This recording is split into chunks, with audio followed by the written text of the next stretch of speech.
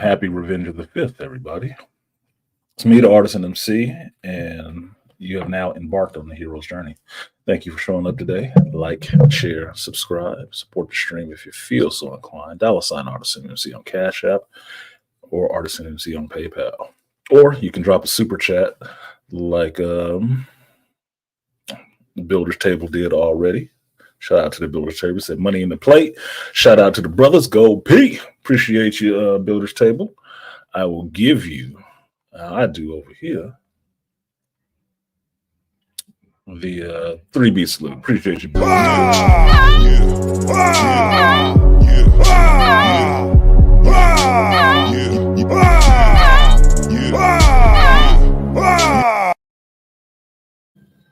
Next one goes out to my cinephilic brother, Malika Me Bang. Malika donated on, I believe it was Friday, like you do, the early bird in the building.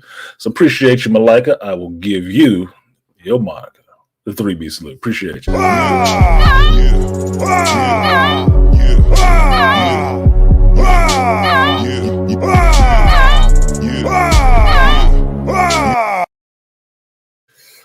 All right.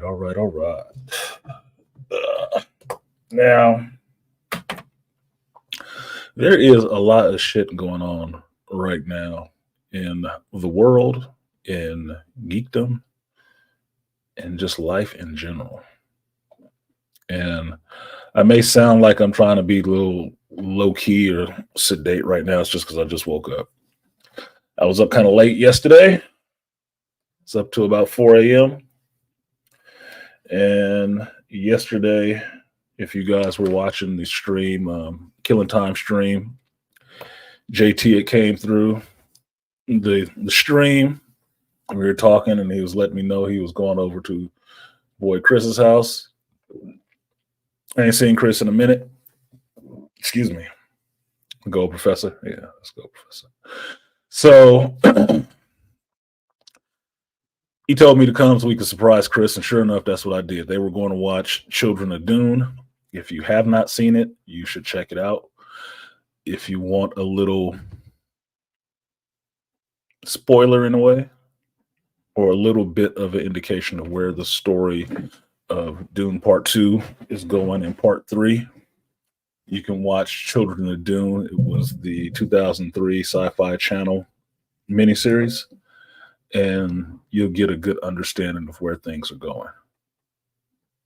So if you was all for the jihad in Part 2, jihad ain't even started yet. No.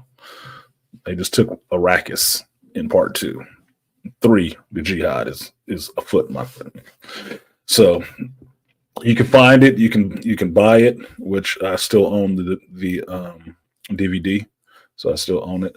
But they were going to watch it at Chris's, so I popped up through there as a surprise to Chris and his roommate Myra, and showed up with a bottle of Uncle Nearest for Chris's belated birthday present, and we hung out, had a good time hanging out. Now, I had actually forgotten a little bit that what was significant about yesterday. Like, today is Revenge of the Fifth, right? You don't know the power of the dark side, right? But yesterday was May the 4th be with you. And I'm in the Bay Area. So Geeks was out yesterday. The other thing that I actually forgot about, amazingly enough, yesterday was that yesterday was Free Comic Book Day. Like a geek holiday. On May the 4th, first Saturday in May, every comic shop in the country gives away free comics. Now, they're free to the customers. The comic book retailer pays like little or nothing, like 5 cents an issue or some shit like that. Some really reduced prices on these books. And some of them are some special stories and stuff like that they put out for that time of year. Now, I've done streams. I haven't done streams. I've seen pictures of Free Comic Book Day at the Stand Up Comics old shop. a bunch of times because I really loved that day. And this was the first year I hadn't even thought about that shit. I didn't think about it at all. But when I showed up to my boy Chris's house, and giving him shit about May the 4th and stuff like that, it was vaguely in my memory that we would hang out and see each other on this day anyway. And then he reminded me of it. It's like, yeah, usually we'd be at the shop. I say, yeah, we usually would be at the shop, chopping it up. So we had a good time hanging out, talking, just, four geeks sitting there talking their respective shit. And it was good. I mean, I showed up while they were watching the first part of Children of Dune, and they didn't get to watching that episode until like 4 or 5 hours later, till about after midnight or so, when we finally finished talking about everything else. Let them continue watching the movie because I had seen it already. And they were actually shocked. It was fun to see how they were reacting to seeing what was going to go on and where the story was leading, right? Because mind you, Chris is a writer. Chris is a published author, right? His book I have right over there, revised, sitting on my nightstand, right? So he has a love for a story, right? He has a love for a good and well-crafted story. And sitting there watching them, react to this stuff that they're seeing in there. I'm not even really watching the movie. I'm sitting there watching them, just like, I'm just watching their reactions. That is gold to me. That is absolute gold to me. This is why I don't believe in really spoiling things for people, because it is more fun for people to have their own reactions without knowing what the hell is going to happen. You cannot get that moment back. You never can. You can never get that first moment of seeing something happen for the first time. You can't get it back. And the more somebody tells you about it or gives you a hint or giggles or anything like that before it happens, it ruins it for you. It ruins it because it's not your reaction now. It's somebody else's reaction, or you're prepared for it, right? So seeing that and seeing what happened and how the story was making them go like, fuck, was awesome to me. It was awesome to me. That was the best. That was the best thing I could have did on a Saturday. Put it that way. Hanging out with people I legitimately connect with on that geek level, getting to have that personal conversation and in-depth conversation about questions and answers and whatnot. And I'm not the end all be all smart person in the room. That's not what it was. It's we all know shit. That's all it is. And that's why I tell people a lot of times about who geeks are and what geek culture is. It's not about necessarily supremacy among geeks. It's not. It ain't about that. It's about sharing what you know and learning from each other about this and asking these questions and turning over these ideas. And that's what we did in the shop all the time. They would roll into the shop and it would be 4 or 5 hours of just talking shit about geekdom, about the ideas, about the stories, about the characters, what worked, what didn't, what you loved about it, where would you want to see this stuff actually go? All that stuff that you kind of tried to bring to YouTube with Shop Talk Live. Because Chris said it yesterday. He said, yeah, this is a Saturday. This would be a Shop Talk Live day. I said, yeah, it would be. This is exactly what it would be. We'd be sitting there in the shop talking about all this stuff, catching up on all these shows and whatnot that we've watched. So it was a bit nostalgic in some ways for me, but I wasn't depressed like I was the last time I went down there and had to go by the empty shop. That was a little depressing for me. It was a lot. I take that really badly. I do. It's a real sore spot for me, put it that way. That I couldn't make that work. And that the community didn't come out to help make it work. That really hurt. And that's probably seeds my disillusionment or my upset with a lot of this shittiness in geekdom to this day. It does. I'm very resentful of that shit. I am. And there is not a lot that I see today in geekdom that makes me not resentful of it, because it seems a concerted effort to ruin this thing that I love forever, to defile this innocence of this place and turn it into something you would want to see showing up. You know, as JT would say, like no Diddy, like showing up from a Diddy party. Like, no, it's gonna be. It wants to be ruined. They want to ruin it, so can't stop them. They gonna do what they want to with it. They own it. So, with that cheery thought, it was fun to hang out with them and have that conversation with them and talk. And I actually got some tips from Myra on Division, because she had been playing Division longer than me. So she was giving me some tips, some things to look forward to. So I got to do that today on my Division character. I need to set some stuff up. So it was a good day. So shout out to JT for even mentioning, like, don't tell that, surprise, nigga. Don't tell him, just come. I'm like, okay, yeah. I'm like a vampire, though. If you don't invite me, I usually don't show up. I will not show up if you didn't invite me, because I don't like going places where people don't not expecting me or don't want me to be there. But look, you go where you want it, and I'm fine with that. It's just how I am. It's a weird thing, but look, you got to invite me in. If you don't invite me in, I ain't coming. It's just what it is, and that goes for women too.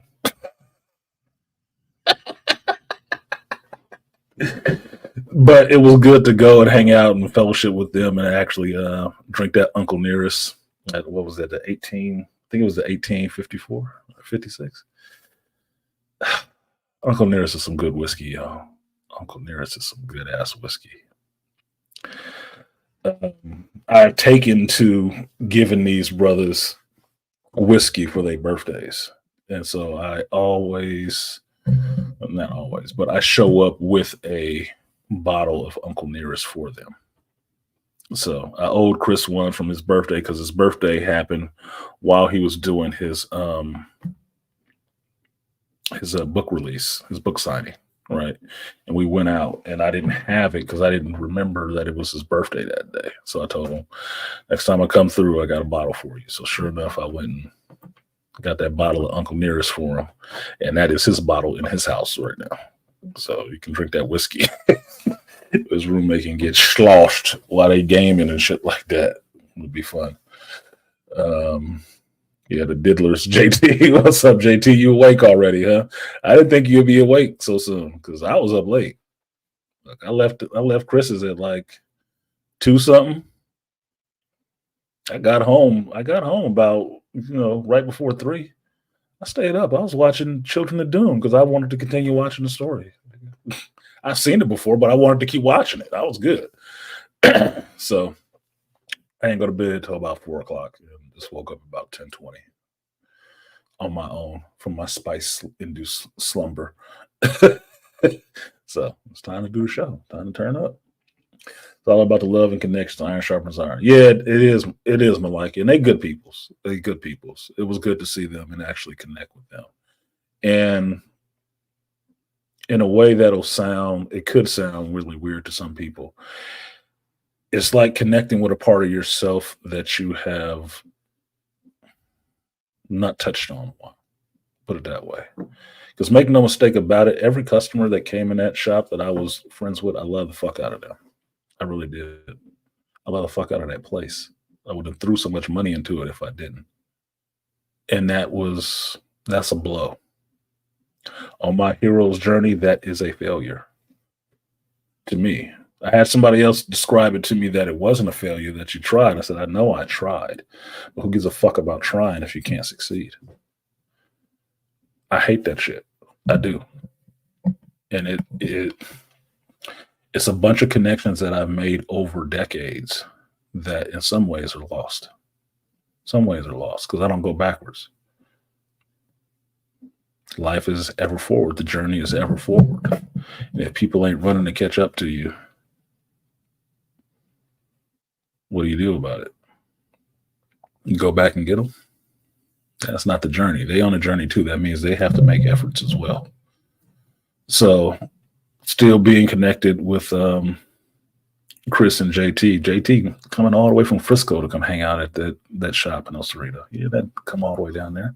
Those homeboys stay around the corner. Yeah. There's plenty of comic shop in Frisco. Plenty of them.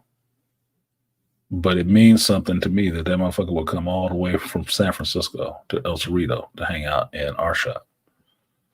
And we hang out and talk. And yes, there was something special in the water, JT. It still is. Something special in the water over here. And it still is. Berkeley tax. If y'all want to have some fun, this comes by way of Chris and Myra. If y'all want to have some fun, I'm serious. If you want to have some fun, look on your DoorDash and see if you have a specific tax for your area. And I'm not talking about, regional tax and shit like that. No. See if there's an addendum on that receipt for a tax for your personal city, for your city. Because I found out about that yesterday from Chris. That there's a such thing as a Berkeley tax. And I'm like, the fuck? What? Of course. Gotta be. And JT was like, what the fuck? Let me check. JT in fucking San Francisco. So we like, let's see if there's San Francisco taxes. Berkeley, if you're from the Bay, Berkeley just follows San Francisco. They try to be different, but they're mostly the same, right? They just try to be a little bit different. So if Berkeley got a tax, San Francisco probably got a tax on that shit too. And that's in addition to the regular taxes on the shit. I'm like, what the fuck is that for? No parking? Streets? Get the fuck out of here, dude. There's no reason why you should be charging more money for that. DoorDash in Richmond, you got to forward for you. Man. Look, man, hey, that's El Cerrito. What happened was El Cerrito.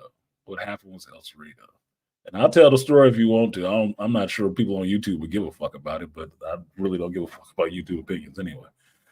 That's why I do my show the way I do. But here's the story, you guys, and then we'll get to the geek shit because there's some geek shit I want to go over. So JT, whenever he come through, he ordered DoorDash, right? Now, unbeknownst to me, before he ordered this shit, him and Chris and Myra had a conversation like DoorDash delivering to them at their spot is kind of fucked up. It never shows up to their door. It shows up on their neighbors' doors and some other places, but it never shows up on their door. Like the people from the street can't see their door, so they won't just look past the cars or look for the right place. They just drop the shit off, take a picture, and smash out. That's probably because they got DoorDash drivers from Richmond. It probably is. Because sometimes just don't give a fuck. Like, man, it's close enough. You should have gave me some better directions. Right? I didn't know they had this conversation at all. So JT had ordered something from DoorDash. What else, Sportaholic? And while we're sitting there bullshitting and talking and stuff like that about video games, anime, all kind of shit, like, look, there's a litmus test for you about this geek conversation that we were having. If you watch anime, figure out your favorite anime, who has a shitty father, and ask yourself, what's his first name? It might be a G, nigga. Just saying, it might be a G. Anyway, that's a side note. That's a side joke from last night. Anyway, JT orders his food. It ain't showed up in a while. So he starts looking for the shit, right? He on his app and like, where the fuck? And whatever, right? He goes outside, it's not at the door. And then Chris is telling him, oh man, you might have to check the neighbors or something like that because that's where they usually drop the shit. They drop it at the wrong house. Now it's like, what, 11 o'clock? 11:30, looking for his shit. He outside, they going outside for a few minutes. Me and Myra just sitting there talking and shit like that. These motherfuckers come back, he found his food. His food was at a whole nother apartment building sitting outside. I'm like, what the fuck? And JT is like, man, only in Richmond you gotta go forage for your DoorDash. I'm like, Why the fuck did they leave it there? That's not even the address. Like a whole nother apartment complex, just sitting on a stoop with his name on the tag. Like these motherfuckers put no effort into dropping this shit off at all. They just drove up and like, I don't see it. Well, fuck it. Like, did they take a picture of that and send it in? Like, yeah, we delivered your order. And you got to go look at the picture on your phone and try to match it up to other people's houses and shit. Like, it's a scavenger hunt for your DoorDash. Boy, we was laughing our ass off at that shit. Because for JT, he ordered DoorDash in Frisco and he get that shit quick. Right? He get it quick. And he did shitty stuff like ordering at 5:25 in the evening on rush hour and have a DoorDash driver driving through that shit to deliver him his food. And we was laughing about the fact his food show up and still got steam on it. Like, and Chris is like, what does it feel like to eat warm food?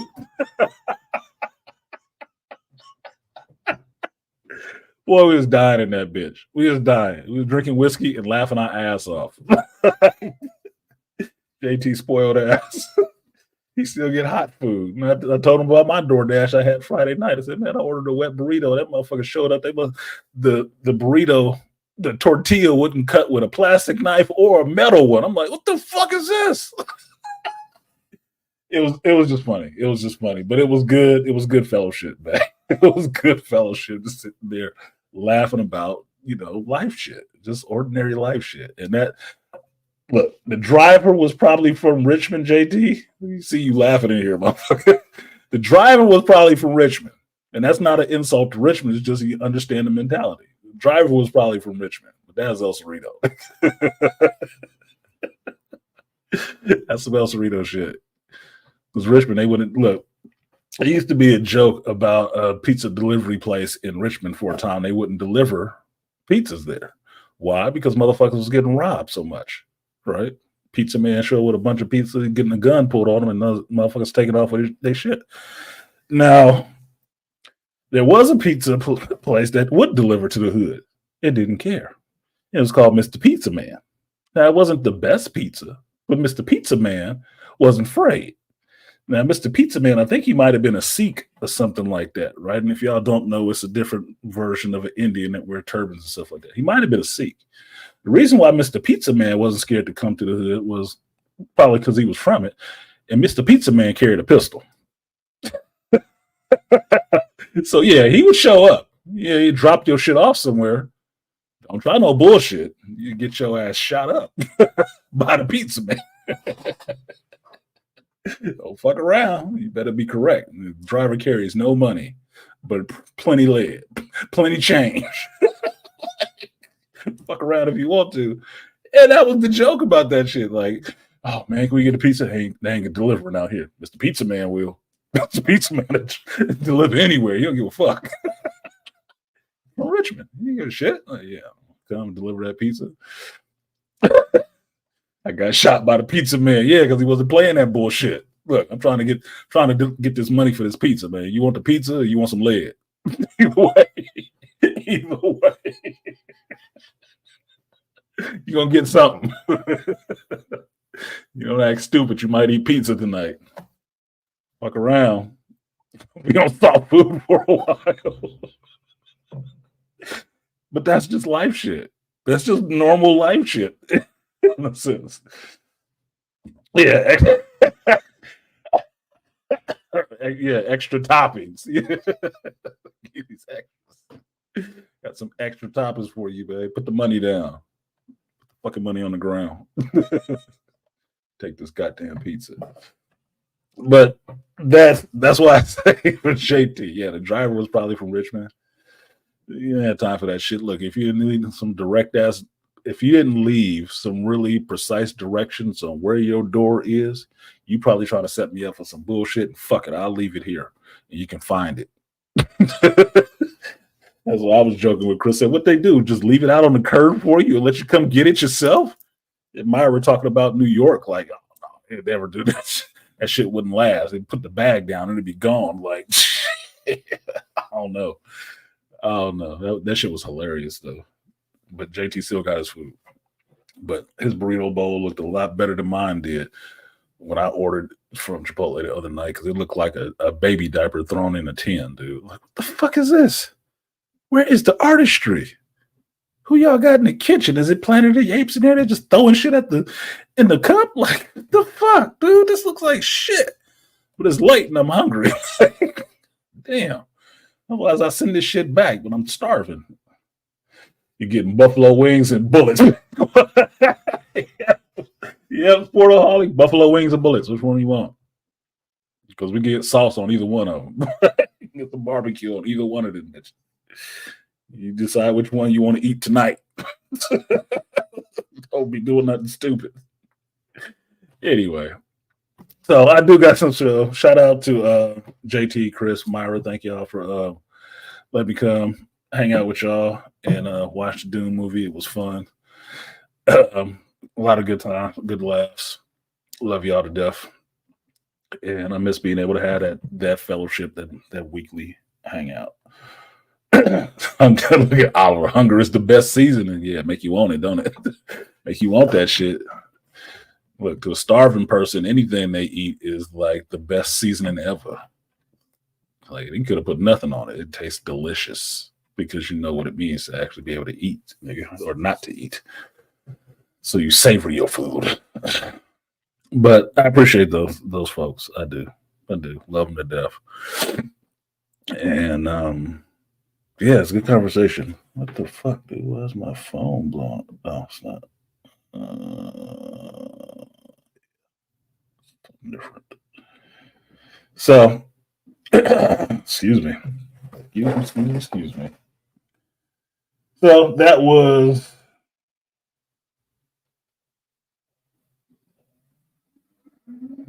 my May the 4th. Hanging out with them on the free comic book day. I forgot all about it, but it still ended up being like a Shop Talk Live day where we got to talk shop live for like 4 or 5 hours straight, which is the kind of shit that I love. And give each other some other things to think about and some other shows that we might want to check out and reasons to check it out. And I don't know where Andre is, but Andre, even Myra was selling me on Arcane. She was selling me a little bit better on Arcane than you did. A reason to watch that shit. No, Mary Sueism is a big reason for me not to watch it. And I got some time now because what we did talk about a lot, which kept coming up in the fucking conversation, was this goddamn Acolyte. The Acolyte is coming, y'all. And in the meantime, before the Acolyte gets here, Chris just hit me to the fact that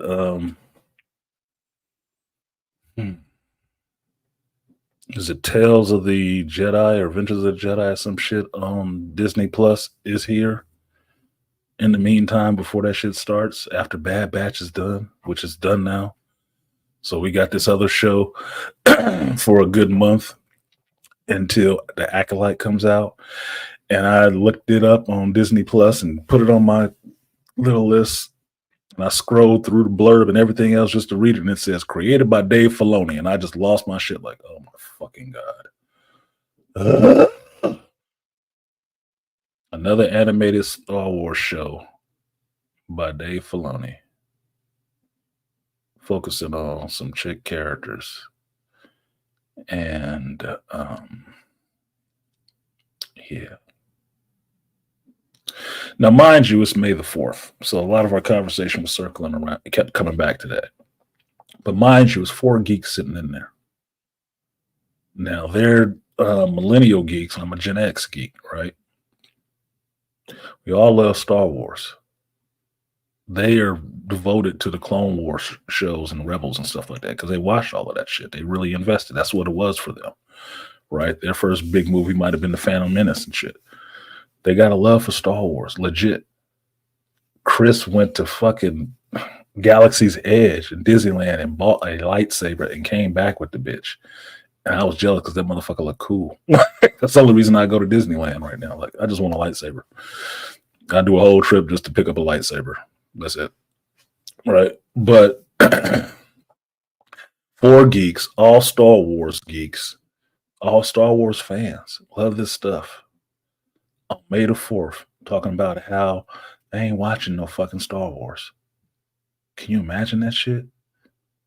They're not enthused, enthralled by shit happening in fucking Star Wars and don't want to watch it. Like, yep, I think I'm done. Yeah.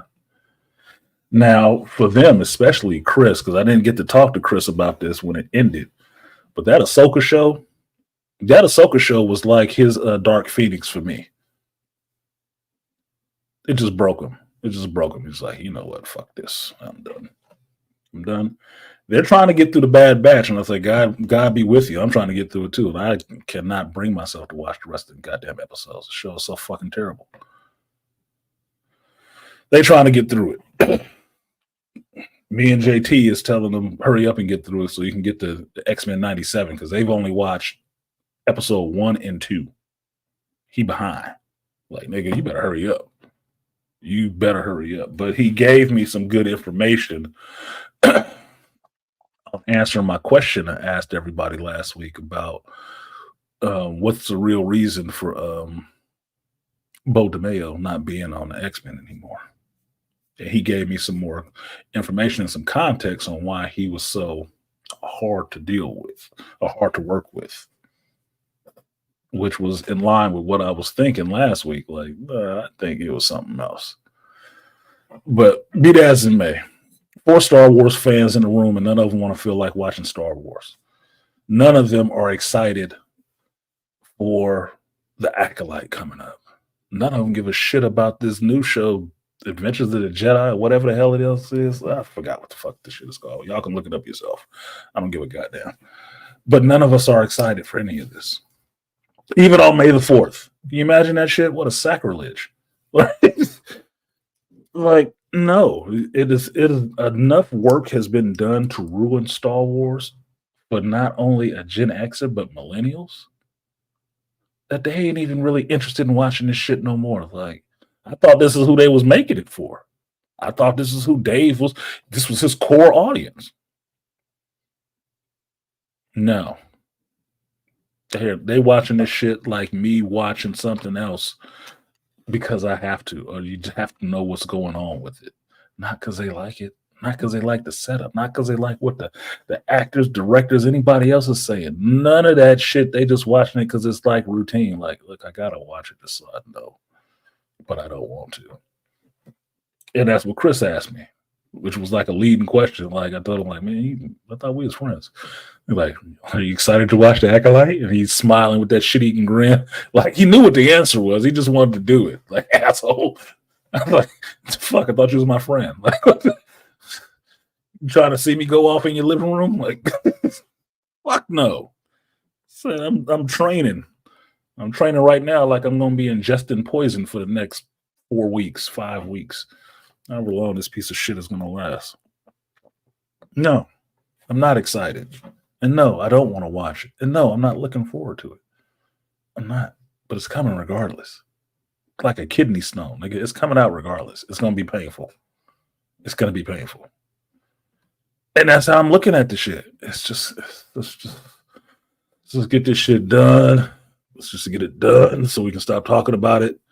I don't want to talk about it any longer than I have to because this is not a labor of love. And these are the core audience members that they're supposed to be trying to reach, that they're supposedly making all this diversity and inclusion and all this shit for. They ain't interested in that shit. They don't even want it. Don't even want it. It's a female in the room. She ain't enthused, excited, nothing for it. Like, nah, I don't need that shit. No, I don't. You ain't even got the females on board. They got Carrie Ann Moss in it. They love Carrie Ann Moss. Nope. Don't matter. This is kind of sucking. Sounds like an interesting premise. Let's see how they fuck it up. And that's basically it.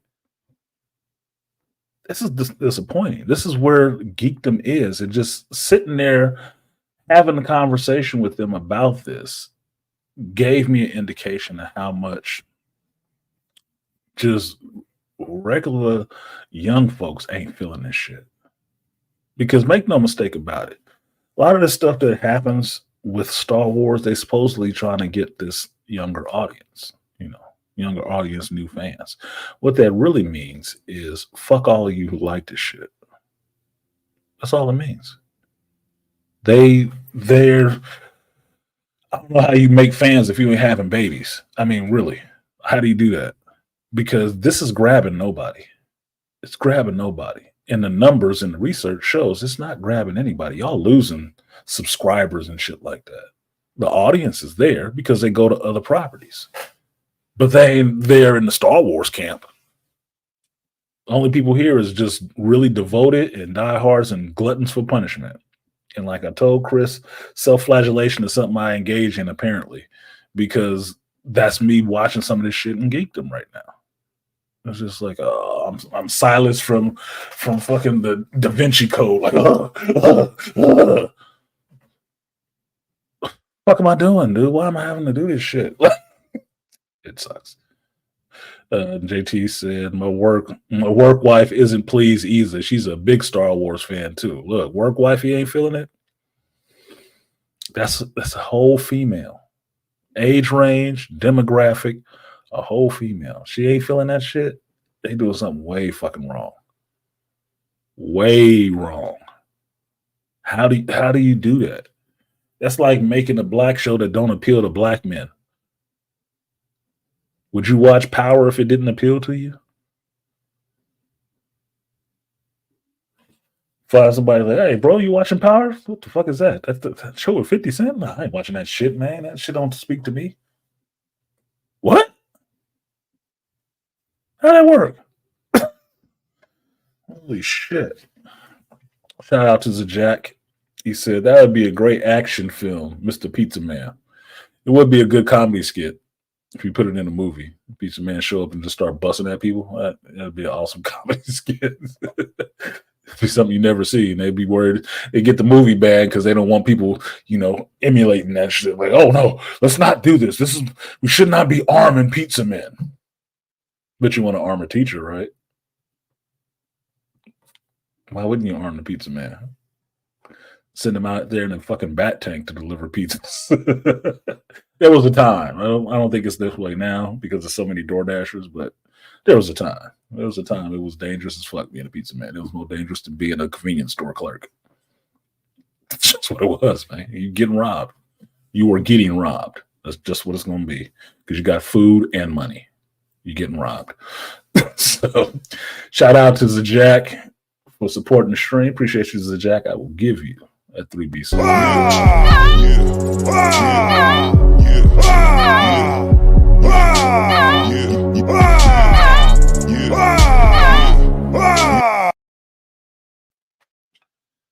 One second here. I forgot to write that.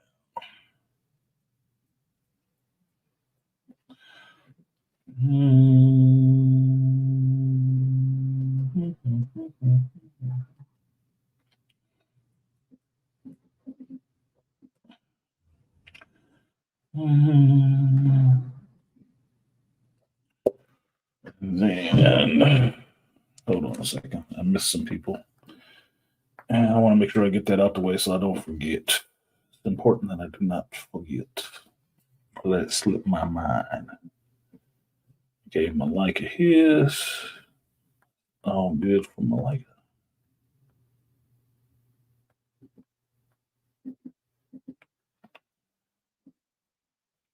Damn. Shout out to the No One. No message, just No One. Supporting the stream. Appreciate you, No One. I will give you, as soon as I take Jack off the screen, I will give you a 3B salute. Appreciate you, No One.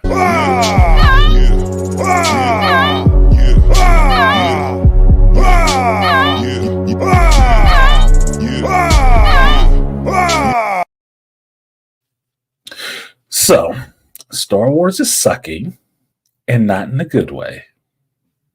Nibbling and biting on your shit, but it's sucking badly.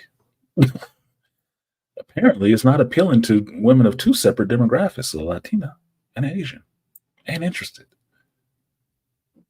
And they millennials. And they like Star Wars. How are you not grabbing them? I thought it was made for them. Pizza. Sportaholic said pizza delivery version of falling down. No shit. Make a fucking path. I'm coming through.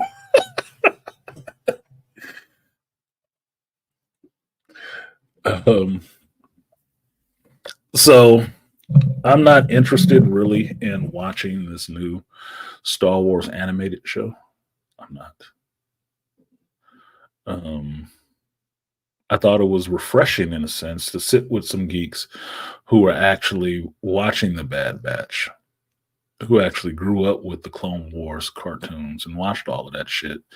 And even they are seeing the same thing I am, that this show is garbage. It's sucking ass. And it is what we've determined since we were talking about this, that it is in fact a cartoon. It's not animated. One of the things that came out of our conversation was the understanding that because we were talking about X-Men 97, and we're talking about the one brother I had in my comment section about it being not for kids and whatnot. And they're like, this shit was never for kids. I said, I told them that. It was never a kid show. Yeah, it was on Fox Kids, but it wasn't a kid show. You can tell it wasn't a kid show just from the themes that were going on in the first season of that shit. The original X-Men cartoon had themes that weren't for kids. And fucking Chris brought it back like shit. The second episode, Morph died. Man, he ain't even in the intro. Motherfucker died. He was killed by a Sentinel. And later on, Sinister get at him like, I shall let you die. Like, holy shit, that's not kid stuff. I said, exactly. So the term I came up with was, it's animated, but not a cartoon. Okay? And the difference is, cartoons, in my view, are made for children, preferably children under the age of 10, to buy toys. Has very little story, very colorful, the art and the animation itself is not really taken seriously, you know. And if you listen to it as an adult, it sounds like some dumb shit, like, I don't know, fucking Bluey or something. Baby Shark. Some repetitive dumb shit that I can't believe they let kids watch, that there's no way this is not turning their brains into oatmeal. It can't be. This is not even it's not even telling a concise story. Like, it's made for people with no attention span.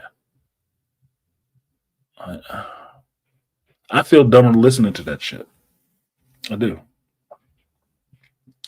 So, X-Men 97, while it is animated, it is not a goddamn kid show. Why? Well, the first indication of it is the fact that one of the main characters is fucking pregnant. You know what that means, boys and girls? That two of those characters are fucking. That means it's not a kid's show. And in this said season of this show, you had a birth. Oh, joy. I don't remember that happening in the Care Bears. I don't remember the Smurfs giving birth to anybody. Nobody was pregnant either. It's not a kid's show. Definitely not. What up, King? King Parrish in the building. I'm scared to watch anything Star Wars, especially when they drop a whole season at once. This day and age, if they drop a whole season at once, be thankful they dropped it all at once. The pigeon flew over your head and shit one time. He ain't coming back for seconds. Second strafe and run. No, you can get it over with in one binge, throw up, and get it over with. I'm never doing that again. And it's over. That's what it means. That's what it means. I was reminded of the fact right now in Geekdom how there has been 2 shows in the last 5 years that have come out at the same time. And you could see a stark difference between the two. Something that is really good and underhyped, and something that is really bad and overhyped. Right now, there are two shows you can watch. If you just want to compare them episode for episode, you can watch Bad Batch Season 3 and you can watch X-Men 97 episode for episode, one for one, and tell me which one is the better fucking show. Which one shows that there is better writing going on and better care paid to the characters that people are writing about? Or animating, or CG animating. X-Men 97 is a better show, and it started later. Because at least the dude who made it seems like he actually gave a fuck about the source material. These characters. Which is just blowing my mind that they fired the motherfucker.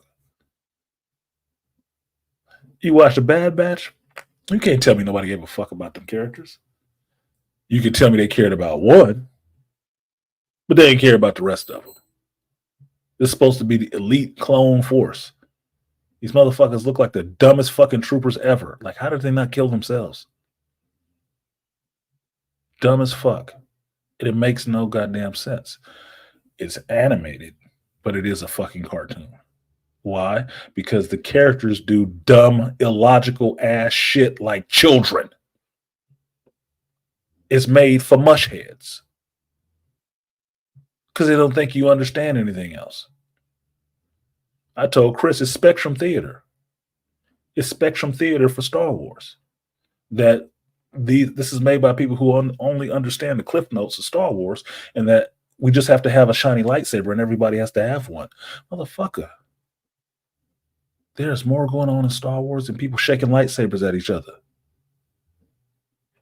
But you don't fucking get that because that's all you know of Star Wars. Spectrum Kid Theater. Flashing lights, explosions, rousing music, and then get to the next thing. Little dialogue, little development. Because, they can't grasp those concepts. No, you can't grasp the concept. And you're the one with the pen or the keyboard. The rest of us sitting here is like, they spent all their fucking time on? You couldn't write something better? Fuck off. Keystone, yeah, Malika, that's a good one too. Keystone clones. These motherfuckers are stupid as shit. Do some of the dumbest fucking things. And that was one of the things that burned Chris. Was about the Ahsoka show. Say, how do you fuck up your own character? And I had to tell him, that has been Dave's character. What up, Death Racer? Death Racer racing in the Mach 5. Told him, I was like, he had this character when he came to Star Wars. This ain't no George and Dave created character. He had this character before he came to Star Wars. This is his character from inception. He brought his character with him and put her into everything. But what you saw on that live action screen was garbage. You got a very good actor in Rosario Dawson. Stiff and wooden as fuck. She can't emote. She can't do anything.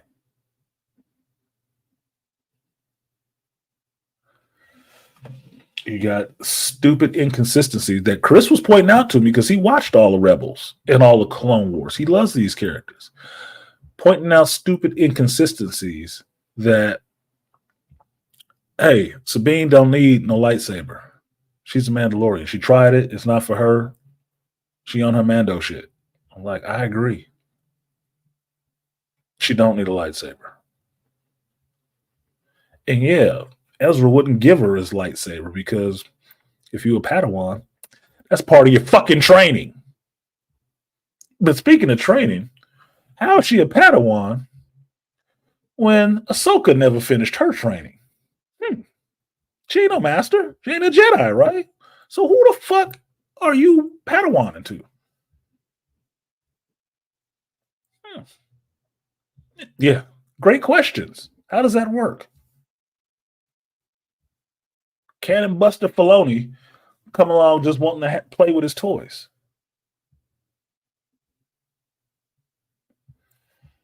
I was hating the show.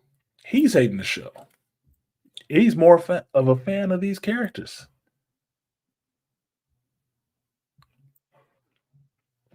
Now, the other show that you can witness this phenomenon happening between something being really good, underhyped, and something else being overhyped and really bad is Rings of Power and House of the Dragon. First season for season, they were coming on at the same time. I can tell you this. Chris said he turned off Rings of Power after 2 episodes. I said, I don't know how y'all do that. I really wish I had that. I can't do that all the time. My OCD is too fucked up like that, I guess. Because I sat through that whole bitch. And I never read the Silmarillion, and I had no desire to after watching that fucking boring ass show. Oh my God, that was the biggest lump of third Middle Earthen shit I've ever seen. Ever. But that House of the Dragon? Look, that's okay. He don't need to apologize. Look, I can say this. There is a show I'm looking forward to coming out on June 16th, and it ain't fucking Rings of Power. Oh no. It's House of the Dragon. And I'm there for that shit. I am there for dragon goodness and family squabbles with dragons. I'm down. Rings of Power? Fuck y'all. I don't want to watch that shit. Man, more holes in the story than Swiss cheese shot by a shotgun. Like, you paid all this money to make this piece of shit? Why don't you get some people who actually read this book or know the characters? Now, there was an interesting discussion had about this shit and how House of the Dragon brought back Game of Thrones. It brought it back to form. And I told them, I said, well, you know why, right? Because George R.R. was involved with it. He stopped being involved with Game of Thrones after a while. It was just those two goofballs standing over there doing it themselves. And that's why you got a bunch of regurgitated scenes that you've already seen in other episodes, just done bigger again. And that's why you got season 7 that people hated. Because that's them by themselves doing shit. You want to know why the 3-body problem sucks if you've read the book? If you've read the book, you understand that the show don't make no goddamn sense, right? Because it's the same 2 fucking dudes. It's the same 2 guys. You know, the same 2 guys who were supposed to start doing that Rings of Power the first time.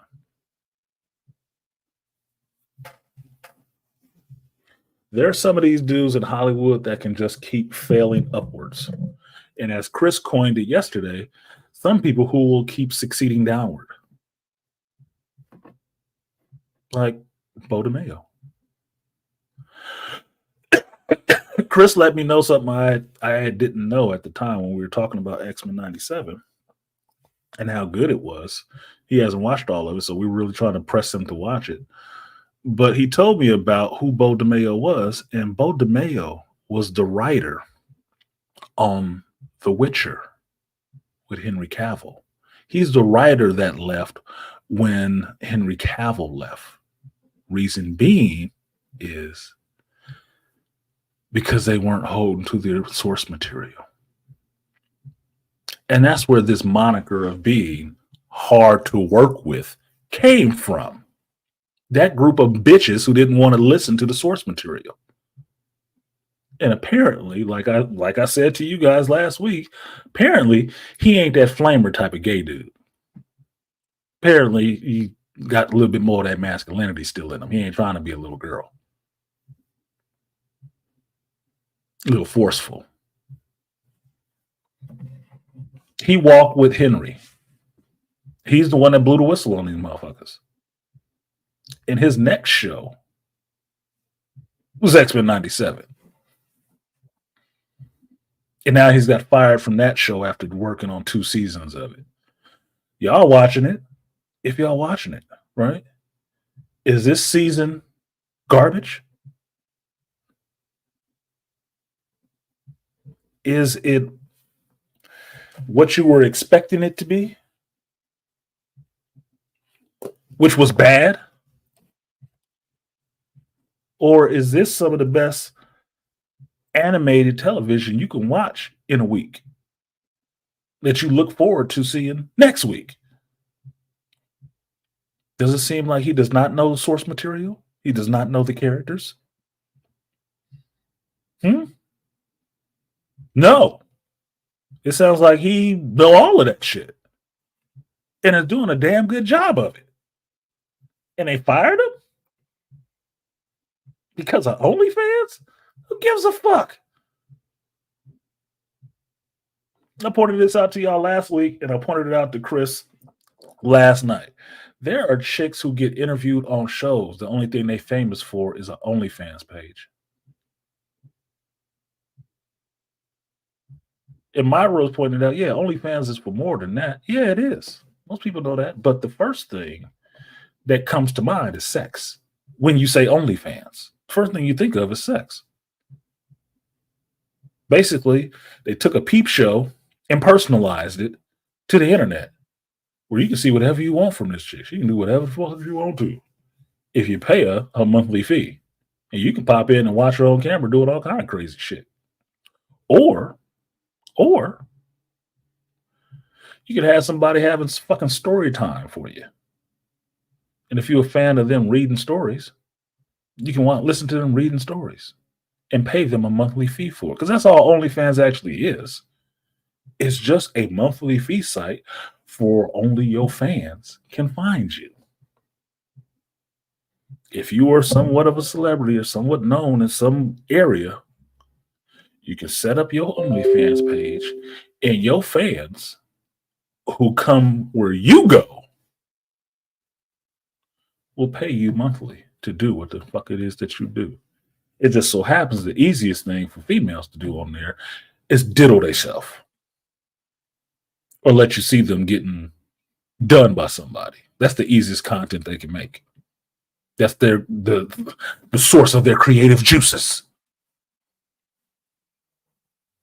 That is the limit of their imagination.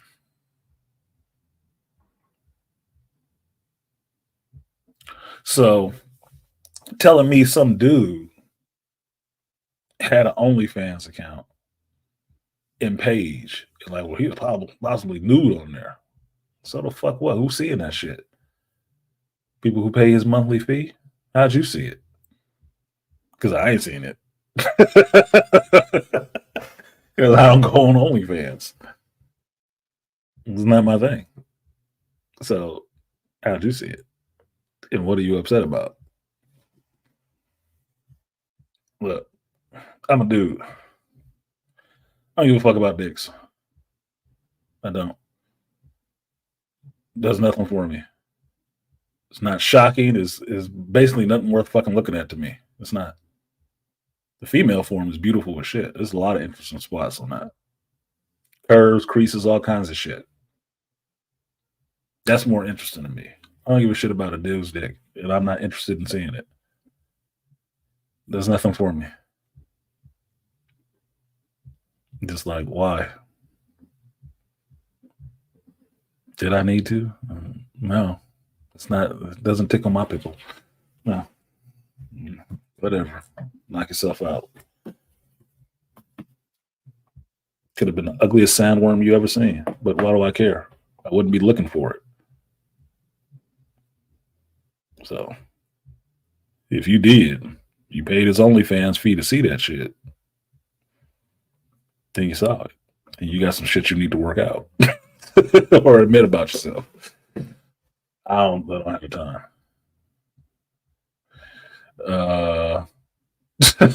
Wait a minute, Death Racer. Look, before I read this comment, let me cue up the reaction for this.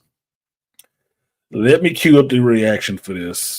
he don't understand what he just said here. Now, we was talking about Bo DeMayo and about him getting fired. Death Racer went ahead and put in there that him not finishing was a major blow.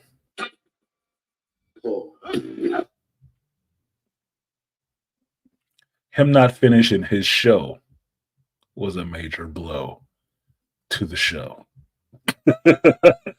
What you doing, Death Racer? We setting that shit up like that, man. This ain't T-ball. Look at that shit getting taken over the fence. You fucking around. It could be. It could be a major blow. He did the first 2 seasons. So if he did the first 2 seasons and they don't alter the second season any, I can see the show falling off a cliff by the 3rd season. I can. Because they'll want to put all that DEI bullshit in it. And they'll get what they get after that. They will. Way I'm looking at this shit now, X-Men 97 right now is, or at least geek stuff right now, you take what's good right now and enjoy it while it's there and be happy that you have the original stuff to fall back on. The original good stuff to fall back on. Like Malika in here, you can remember all those good comics. You can remember them. If you like me, you probably still have them. Good. Good. Good. Save them. They're going to be even more so collector's items because this new shit is garbage. It is not going to stand the test of time. It can't. Because it's made without time in its thought process. Because it shits on anything that was older anyway. So it's not going to last. It can't.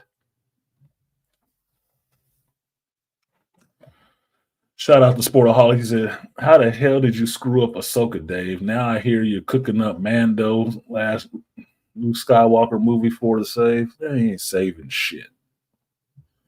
Dave can't do Mando. I said it. He can't. Can't. Now, according to Chris, that 7th season of Clone Wars, Siege of Mandalore, those four episodes was awesome. The rest of the season was trash. But those 4 episodes were awesome. And I told him, you know what that sounds like to me? That sounds like that's where all the energy went. And the rest of you had this one scene worked on that you wanted to show, but you didn't give a fuck about the rest of the stuff. All the rest of the stuff is backfilling the set dressing to get to this one moment. It means you're fucking lazy and not creative. Because even in that 4 episodes, it's just stuff that you pulled from drawers to redo yourself in your image. So you can slap created by Dave Filoni on some shit. Right now, you're looking just as shady as fucking J.J. Abrams about coming in and how Bad Robot usually comes in and takes over a franchise because they make their versions of the characters and then they license those.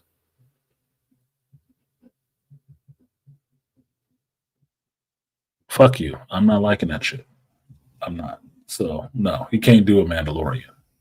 Sabine's a Mandalorian. What did he do to her? He supposedly created it, right? Yeah, Death Racer, no did he?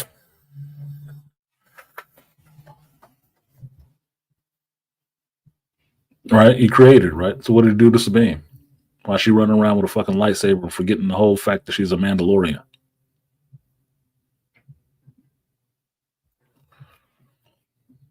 What happened to Book of Boba Fett?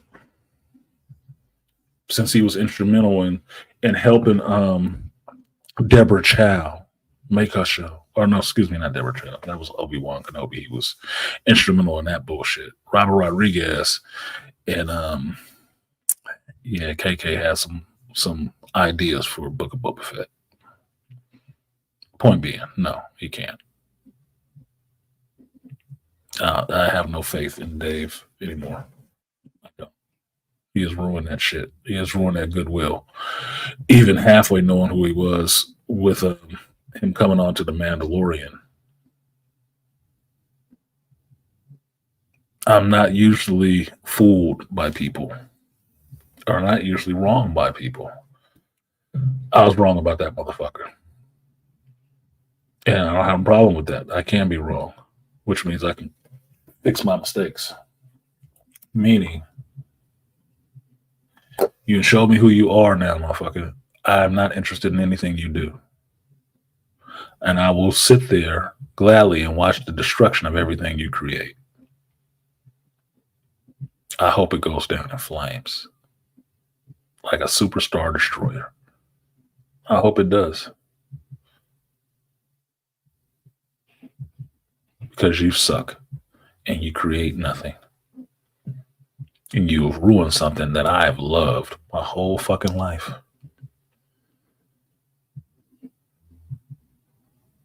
So I wish you well, but your ass can't save Star Wars. The only person who could have saved Star Wars is the one person we ain't hearing from right now. Because he's the only one that seemed like he had a love for fucking Star Wars, for it being Star Wars by George Lucas. Not being Star Wars that I want to plaster my name in front of. Try to glom onto it and take some ownership of it.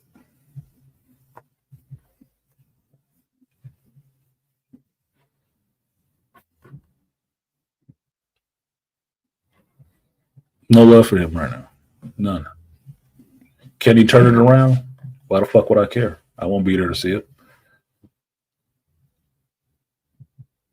No, you can't. He has no interest in that.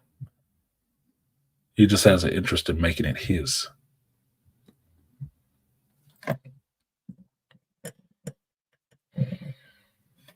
Like a stepdaddy coming in to your house, being with your son and daughter and taking down all the pictures of you and them together. So you can take pictures with them and put them up in their place.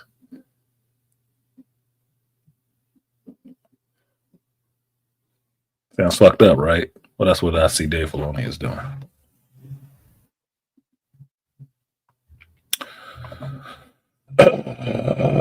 So yeah, how do you do that? So shout out to Sportaholic for supporting the stream. I will give you the 3B salute. Appreciate your support.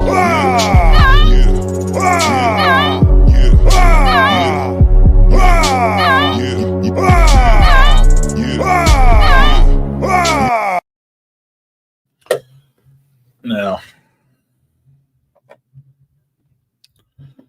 with that, I'm glad Bad Batch is over. Now I can binge watch those last couple of episodes and get that shit completely out of my mind and off my plate. Because it makes it really hard to. I'm serious. It makes it very hard to do content on something that I'm hating. Very hard. I've come in here from a long day, giving my best efforts to do other shit for other people. To come in here and have to sit down till late in the evening trying to watch, review, and edit a video on something I am fucking objectively hating is hard work. That'll be the hardest work I do all day. And after a long day, apologies, but I don't fucking feel like it. I really don't.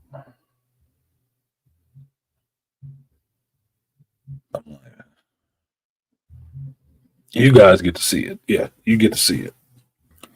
My Patreons get to see it without me editing it. So they can see what I'm going through actually reviewing this shit. Without all the edits, without me cutting out the ducks and fucks and stuff like that. They can see all of that stuff. You guys don't. On the YouTube side, you don't. You just see the polished version. The putting the brave face on the shit. Patreon, they see me going the fuck off about it. Unedited, uncut, recorded. And see how tired I am trying to do the damn review. Now, it might not make for good television, but it is honest. You see where this shit is coming from. You see the toll this shit is taking on me. And I get that on YouTube because YouTube don't give a shit. They ain't paying for it. So there's nothing on the horizon for Star Wars I'm looking forward to seeing. And on the flip side, there's nothing on Marvel that I'm looking forward to seeing. And understand when I say that, what I mean by Marvel, which means a Marvel created property.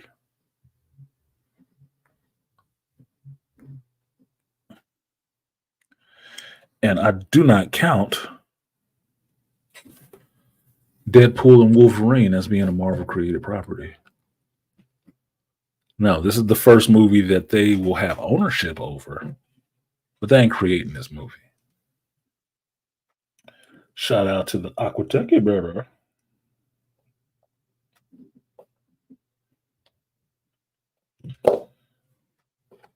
Coming through on the back end.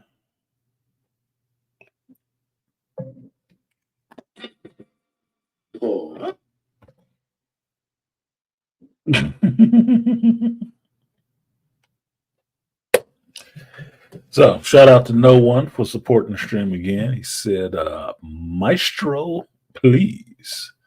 Appreciate you, No One. I will give you the guts and butts. Appreciate you. Double up. 3 or 4 times, I ain't telling no lies. Running up. Never let a hard time on the was.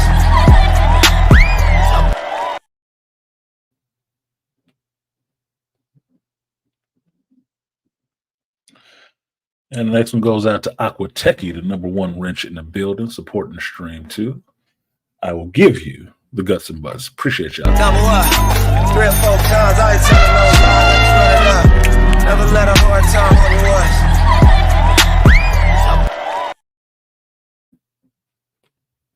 was. Now, we talked about this with Chris and Joe and Myra yesterday about Marvel's movies that was coming out. And it was funny as hell something that happened that they drew the three of them, well, the two of them, at least Chris and Myra drew a blank on remembering what the hell even happened in Ant-Man number 2.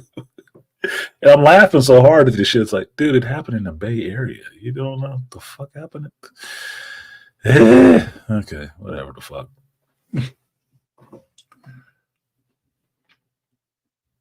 But for the most part, right now, Marvel has nothing that I want to see either. And that's no slight to Anthony Mackie, Captain Falcon. Not. Because I don't need to say he's Black Captain America. I understand that the Falcon is black. Doesn't need to be thrown in front of there all the time when we mention the shit. Like, that's a reason to hate it. Because as far as I know, if Captain America is a symbol for America, then anybody can be under that goddamn mask. Could be an Asian Captain American. Could be Captain Filipino American. Because Captain America is a symbol of America, right? And America is a melting pot, correct?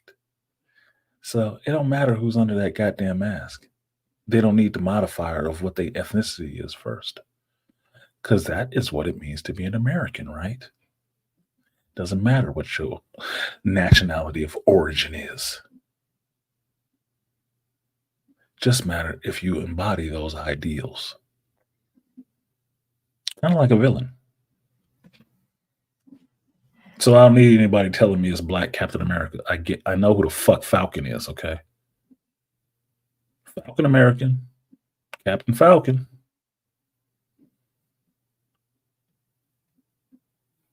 The black part is telling to me. It's one of those social ticks that you don't realize that you need to stop doing. But even with that, I like Anthony Mackie. I'm not really interested in seeing the movie. And I don't give a shit how bad the test screens were. I'm just really not interested in seeing the movie. I'll watch it because I want Anthony Mackie to get his movie check. His lead actor movie check. I want him to get that shit. And I would like for the movie to be good because I like Anthony Mackie. I like Sebastian Stan. Will it be good? It's debatable. But I really don't have a problem with the mainstream or the dominant class, anything like that, getting a little finger wagging in their face. I don't give a shit. You know why? I wouldn't watch that boring ass Civil War fucking movie. I wouldn't watch that shit. And I'm not talking about the cool MCU Civil War movie. I'm talking about this one with Kirsten Dunst, the war photographer who just wants to get a picture or interview with the president. Man, fuck y'all for that dumb shit. Y'all taking this Trump shit way too fucking far. You sound like a bunch of pissed off little kids making movies. I'm gonna ruin you forever. Shut the fuck up. Artisan America is a melting pot with invisible melted American cheese on top of it. No shit. Swiss.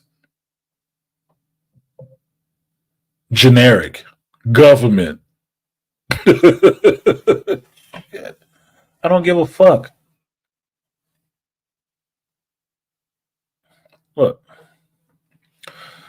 part of my thing with some of these characters that I don't necessarily have a huge regard for, I have respect for. I know who the characters are, but they don't never make the list when I talk about which is your favorite character. You never hear me yell Thor or Captain America or Superman. Why is that? Why do you think it is? Somebody throw it in the chat. Why do you think that shit is? Yeah, I'm like a pasteurized American.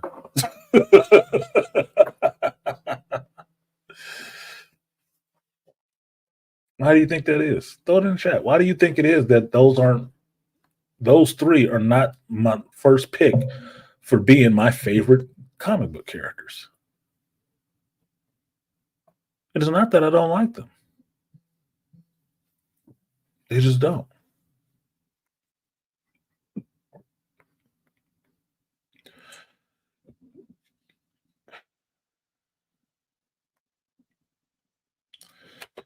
I tell you this. Shout out to the one-eye one. Shout out to the one-eye one. My pen is finally dying. Consider myself such a good nerd that I will use a pen till it dies. And then maybe if I like the pen, I'll go find a refill. I'm such a nerd. Shout out to the one-eye one for supporting the stream. No message, but I appreciate you. I will give you a double up. Appreciate you. Money for rap, double lag. Fat, double lag. 100 on the sack, double that. Block like a ghost town, still double back.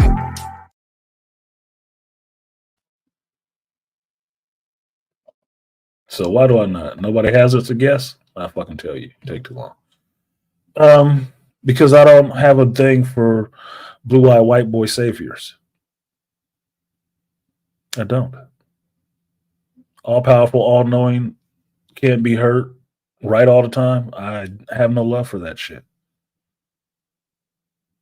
I don't. That's not what floats my boat. So I have no interest really in reading those. Do I know who Captain America Steve Rogers is? Yes. My favorite part of Steve Rogers is he's an artist. And he don't like bullies. I can agree with that. But one of my biggest problems with it is what the problem is in Marvel is that there is no mantle system in Marvel. DC got it in spades. Marvel doesn't. And every time they try to make one, these fucking fan base lose their goddamn shit. No, it just has to be Steve forever. Fuck Steve.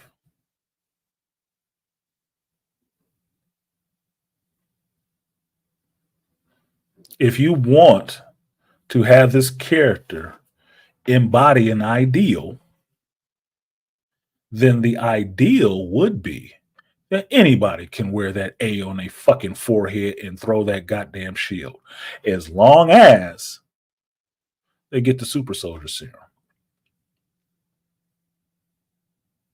If they want to embody those ideals, yeah, you can be Captain America. So I don't think if that's how we're taking the shit, it should matter if the Captain America is a black dude or not.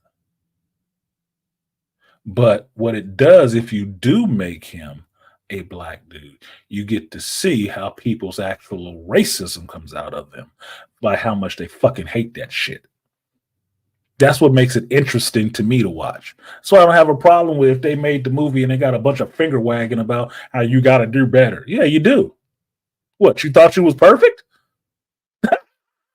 No, everybody else on this in this motherfucker is fucked up, but you. You made this shit. You made this mess. Shut up and eat it. We have to. I don't give a fuck about that. Do I think that Falcon needed to be Captain America? No, I don't. He is his own character in his own right. But y'all comfortable with him being the step and fetch it to Captain America. You just don't want him to be Captain America. That's silly shit. You want to have a mantle? Somebody else gonna have to wear it. And it's probably gonna be somebody that don't look like the guy who had it first. It's just what the fuck it is. Get over it. We don't believe in the white savior complex. We have awakened from the racist programming a long time ago. Exactly. Now, from what I remember of the Sam Wilson Captain America book, is that was one of the things in the book. That was one of the parts of the story that they were telling. How people had a problem with him being Captain America. Sam Wilson, a military guy that fought for America. They had a problem with him. Because Captain America was always been a white boy. Can't put this Negro in there? Oh, no. They tried to do a smaller version of the Blue Marvel story. Which is, yeah, they fine with you saving everybody until they find out you're a nigga. Then they don't want you to have all that power. They don't want to be looking up to your ass. Fuck you. Be the sidekick. It's a good position. Just be the sidekick. But no, you can't be the quarterback. No. We ain't going to rally behind you and do what you say. Oh, no, nigga. No, I'm sorry about that. We like you, though. But no.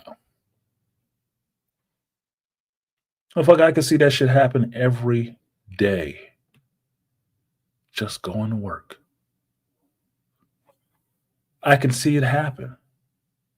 I can see people's face screw up when I tell them something that they're doing wrong and how to do it correctly. And they face get all fucked up like, how do you know the right way to do anything? Because I'm not a dumbass. Dumbass. And your resistance to listening to me tell you the right way to do something is your inherent racism, your inherent bigotry against having to listen to a black man tell you anything useful. You don't want to have to hear that shit. You don't want to have to give them that kind of respect. So I don't give a fuck about no Captain America movie with Falcon or not. And I'm not going to give him the pejorative title of being the black Captain America. I'll do him the respect of calling him one or two names. His superhero name, which is Falcon, not Black Falcon, just Falcon, or the character's actual given name, Sam Wilson. If you can remember Steve Rogers, Captain America, Bucky Barnes, Captain America, you can remember Sam Wilson, Captain America. Shouldn't be a problem for you.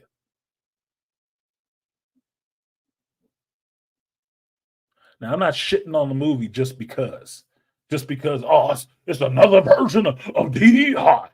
Shut the fuck up about that. Y'all heard about this term 5 minutes ago, and now it's everywhere.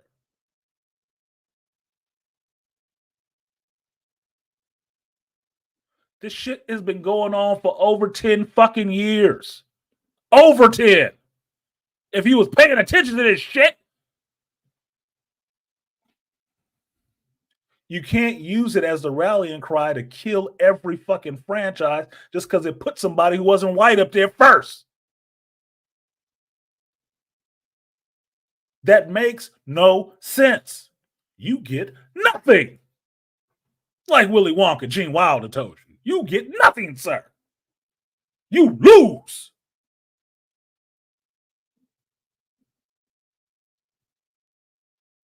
Now, you can be the Spectrum kid sitting by the roadside wanting to watch the fire all fucking day long. I don't particularly think a fucking culture engulfing fire is something I want to watch. But then again, I don't eat paint chips, and I'm not a Spectrum kid. I don't find that entertaining. Watching shit burn the fuck down. I like seeing things built. That's what I get off on. I like seeing things built. I like seeing things maintained. I'm not a fan of watching it fall the fuck apart. I don't make money on that.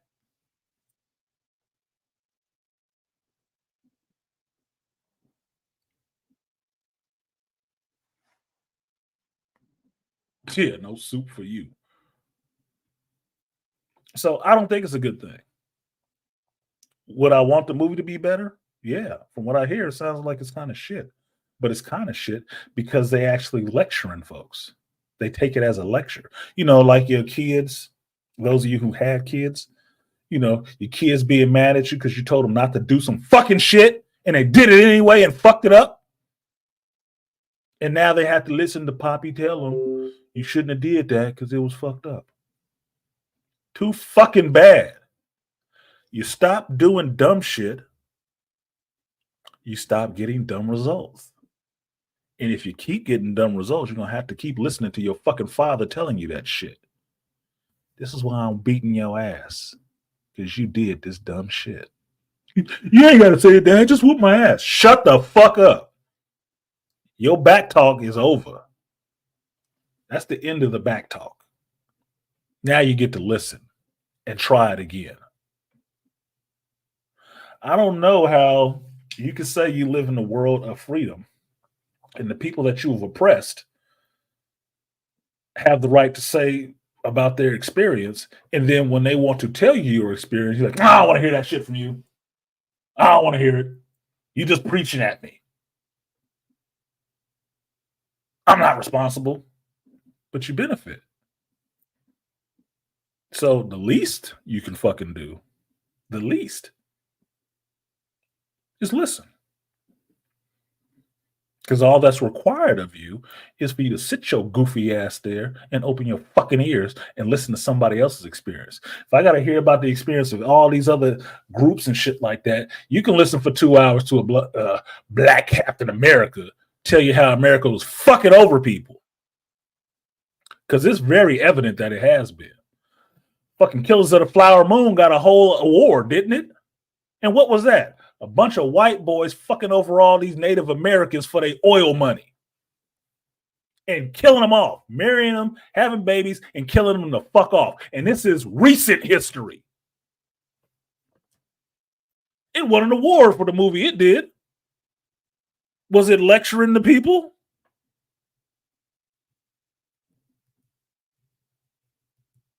Or was it just spinning a nice little yarn? Good feel-good story about how white folks was dirty as fuck and did some things they should be regrettable about, or at least know about it. So you give some light to the people who was being fucked over in their stories. But Captain America can't preach to you. I can't tell you nothing about that shit. Interesting.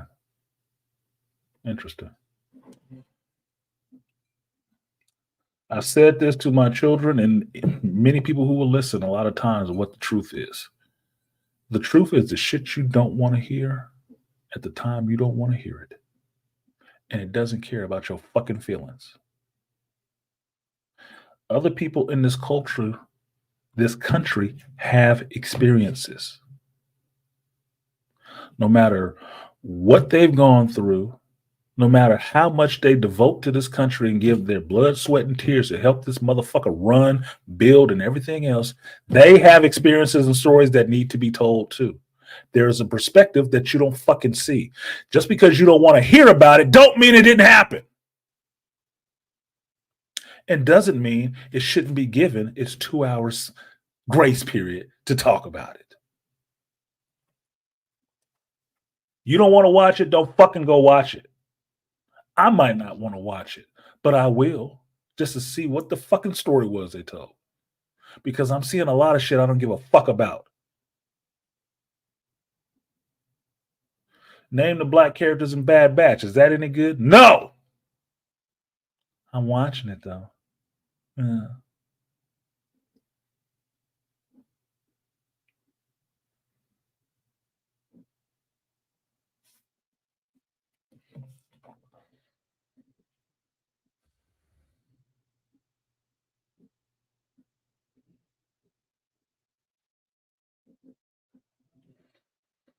Part of the problem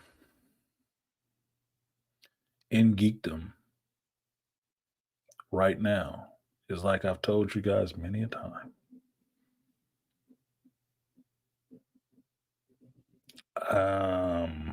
politics injected into geekdom is death to geekdom. Social political messaging in geekdom is death to geekdom because it is anti-creativity, but it's very much conformity.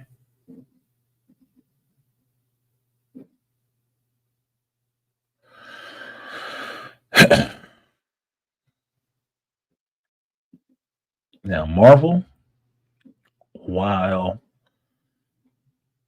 making Falcon Captain America and making a whole movie designed around that character in the world, might be interesting.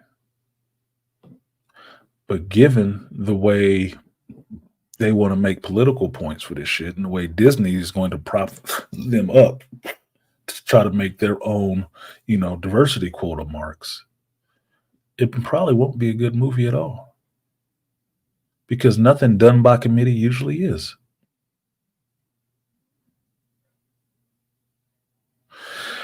We were talking yesterday with Chris, Joe, and Myra about how you can see the studio's influence on movies. The ones that really bomb. You can see the studio's influence. When they get to stick all that bullshit they want to into a movie, those are usually the biggest bombs you've ever fucking seen. Because their shit does not sell. It doesn't. Do it yourself. It's a fun game. If you want to get drunk, do it to alcohol. Every time you think of one and can prove that the studio got involved in that movie and fucked it up, you got to take a shot, and not a small one, a full one. Top of the glass, topped off. Hard liquor. The one that burn on the way down and hit your liver like. Yes. Do it. I can tell you two right now in recent history. Marvel, the Marvels, and Sony, Madam Web.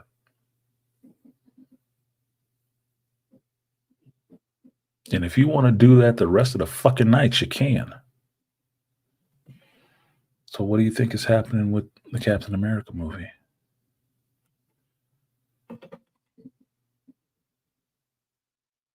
Why do you think Blade is having such a hard time getting the fuck going? Because they don't have an interest in telling a good Blade story. They're trying to stuff all the rest of this goofy shit into it, which doesn't make for a good story. Let alone the people doing it don't got no fucking love for this character at all. Don't even know it. That's why he in the background of his own movie.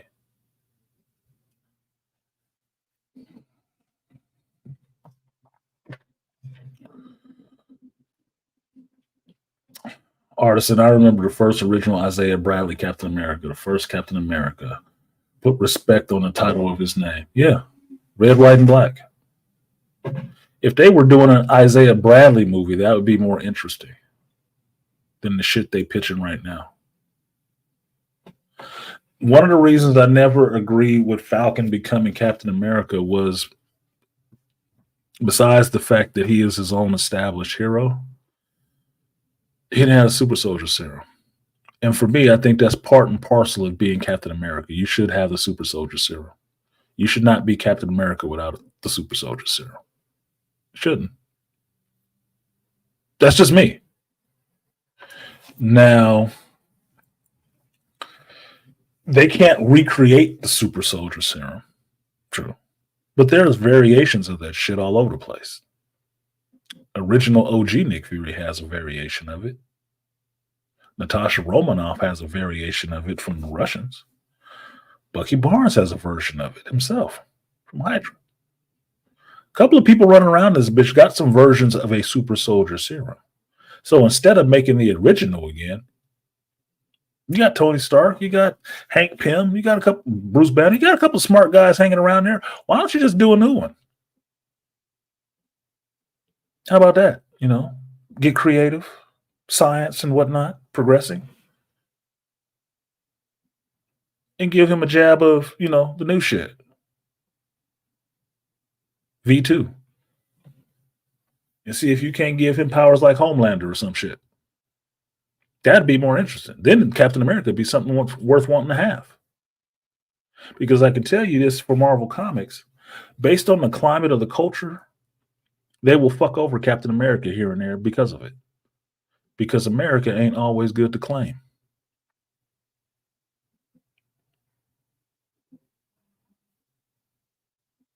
When America was really, we was at war, you know, that other one in the Gulf, and people was really hating on America, you know, burning flags and shit like that.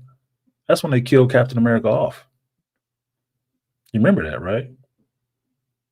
Well, maybe you do if you were reading fucking comics. That's why his comic book sales go up and down. Because sometimes, depending on the administration in office politically, they'll kill that character off. Because they don't want to use that because, oh, they're so against America right now.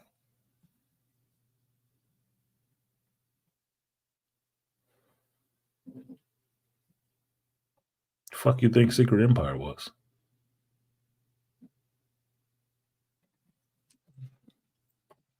Political messaging.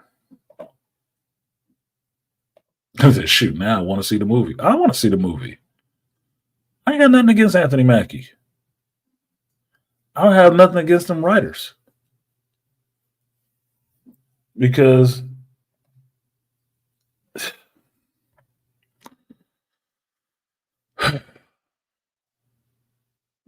everybody other than black reviewers will tell you that Falcon and the Winter Soldier was a garbage show. But they all watched it. What I could say was garbage about that show didn't have shit to do with the fact that Falcon was in front of it. What didn't make sense about that show was the ginger flag smasher, who had to be a female. Now the new power broker has to be a female. Agent 13. Shankata. That was dumb. Zemo was cool. Seeing Adora Milaje was cool. Seeing John Walker kind of lose his shit and kill a dude was kind of cool. Seeing Valentina show up. But, you know, it got to be another woman in charge. Okay. We can't get Nick Fury, but we need Valentina all of a sudden. Okay. That's the agenda. There were things in it that didn't fucking work.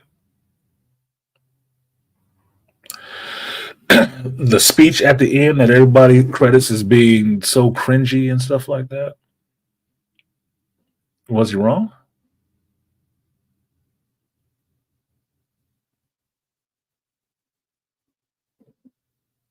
You could say the delivery sucked. You could say it sounded a little too preachy. You probably could. But what's the message? And was he wrong?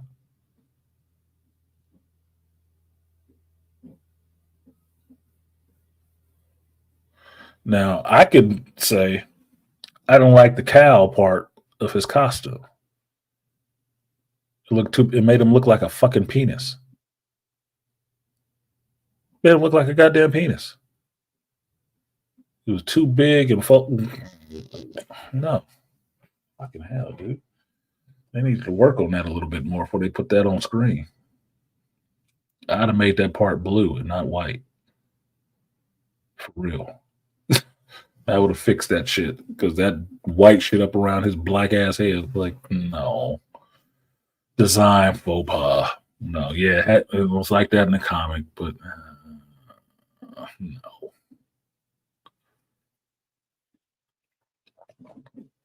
So if they continue a movie and it's more about this super soldier stuff, I'd be interested in seeing it. I just think they're going to make some shit, though. And it's going to be unfortunate for Anthony Mackie. And if you hear about the shenanigans going on the set, they don't even have a fucking script anyway. So they don't even know what the fuck they making. It's supposed to be a movie. What is it about? Don't really know. Keeps changing.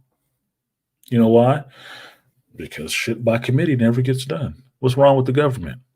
Red tape and bureaucracy, right? What do you think this DEI shit is in the movies? Red tape and bureaucracy by committee. And usually the committee is a bunch of people that don't know shit about these franchises anyway. Nothing about these goddamn characters. A bunch of pencil skirts and suits with advocates trying to figure out how much money they're going to make off of something they know nothing about.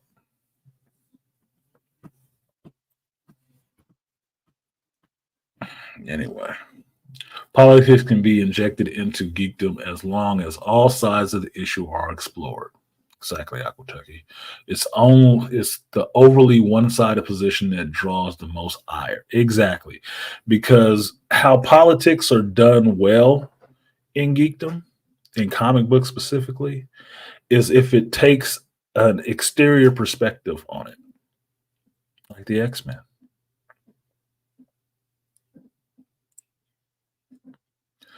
You can introduce in any story, you can introduce political elements in it if it's an objective view of it. Because then you can debate an idea and try to see it from different sides where you get a political message, but the product wasn't politicized. If that makes sense. But if all you want to do is politicize the issue, then the characters and everything else becomes secondary to your political issue you want to push, because now you're pushing your distinct perspective. And that's not what that medium is necessarily for. I mean, you can, but then you understand you're making a propaganda piece and you make that separate from your mainline stuff. Because you just want to push your message. You don't want to debate or have the characters in their own story debate those issues. Think about it. Talk it over. Play it out. No, you don't want to hear the other side. And that's mostly the problem why you don't have what's the 3 conversations that you don't have with people. You know, you don't talk religion, you don't talk politics, and you don't talk sex. Because any one of those 3 will get people all riled up and some shit. They'll be ready to fight you and take your fucking life over your different political view. When I argue with my mother about politics and how stupid this shit is, and that it's a puppet show, you got to be a kid to not see the strings. It's mostly about, look, people can have their own opposite opinions. And just because they don't agree like you do doesn't mean you need to fucking destroy them. You need to silence all dissent. That sounds like some tyranny of evil men shit to me. And I'm not for that. So people can have whatever political position. Oh, that motherfucker, he's a fucking Republican. Why do I give a fuck if he's a Republican or not? It don't matter. Does he not have a right to be a Republican? Does he not have a right to be a Democrat? It doesn't matter. What is his goddamn point? Other than just mad because he got on the wrong team jersey. This shit sounds so stupid to me. I don't give a shit about that. This is why phrases like Magneto was right. It's so powerful in comics. Because the team jersey he have on is a villain. Right? But what was he right about? He's right about the villainy of other people and how humanity acts. And that's what I look at. I look at how humanity reacts overall. I don't give a fuck about your political persuasion, your proclivity. I don't care. It informs me on how you think about certain things, where you fall on certain things. And I appreciate you being able to stand up and stomp your feet for that shit and throw your flag up and say, yo, this is what I believe. Awesome. Stand on your square. I ain't got to hate you for it. I just got to know where you stand. So when I'm crafting my plans and the things I want to do, I know what to clue you in on. And I know what to lead you the fuck out of. Because I know where you stand. And most people don't want to take a legitimate stand on one side or the other, especially if they don't think the stand that they take is going to be popular. They don't want to do it. I'll get cut out of the group. Oh, really? Oh. But you'll be marginalized? Really? You'll be a minority? Well, then you know what the fuck it's like.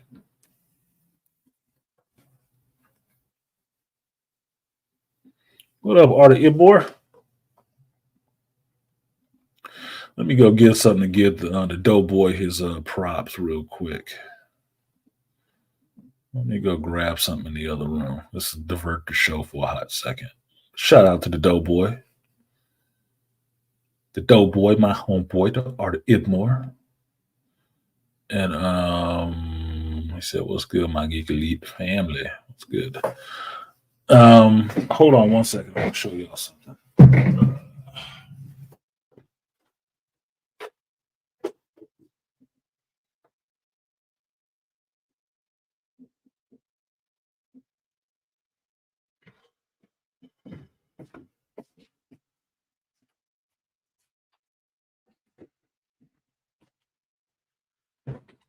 Now, this is a shout out to my homeboy, Artie Ibor.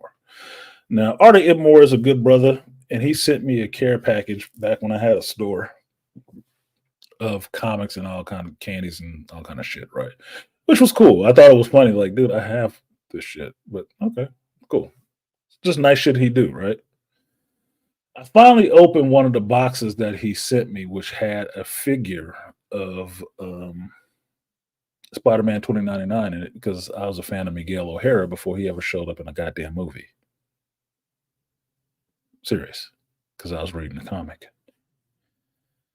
So, Artie Ibor sent me this.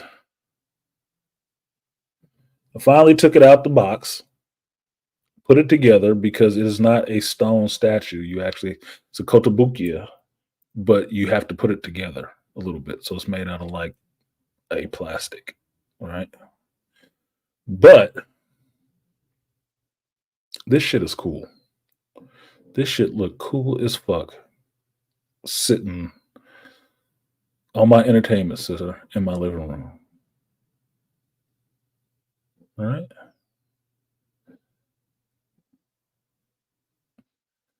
Now, the other cool part is he's on a magnetic base, right? Comes off. But he's on that magnetic base, nigga. I like that. That is really fucking cool. Really fucking cool. Now, Thinking about it, maybe he didn't send me this one. Maybe I bought this one and he sent me that big ass one. I think that's what it is. I mixed it up, Art. You didn't give me this. I actually bought this. Either way, props to you. Nigga. I'm getting old, man. I'm getting old. Some shit I forget. But I finally took this out the box because I got space now. I'm pulling shit out of storage. I haven't put up all my shelves yet, but I have some shelves that need to go up so I can display some of these things that I don't feel like it's not a problem to dust because I dust my Chadwick Black Panther every week. Gotta dust that bitch every week because it's black. It attracts dust. But this, certain things I will take out the box because it's cooler to look at. I told you, when you get to being an older geek, you get into, instead of just buying action figures and shit, you might actually just buy statues and figures because then they can just sit there. You can see it. And I do like Spider-Man 2099. I do like the original costume. So that is actually fucking cool. So thank you. Let me go put his ass back.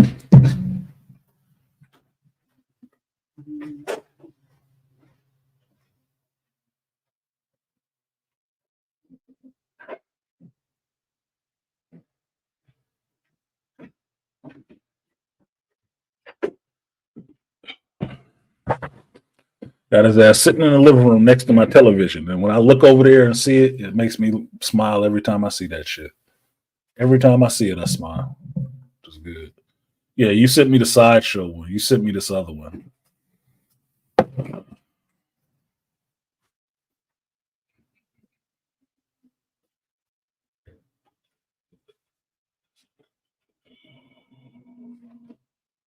That's not cool. Oh, it's not.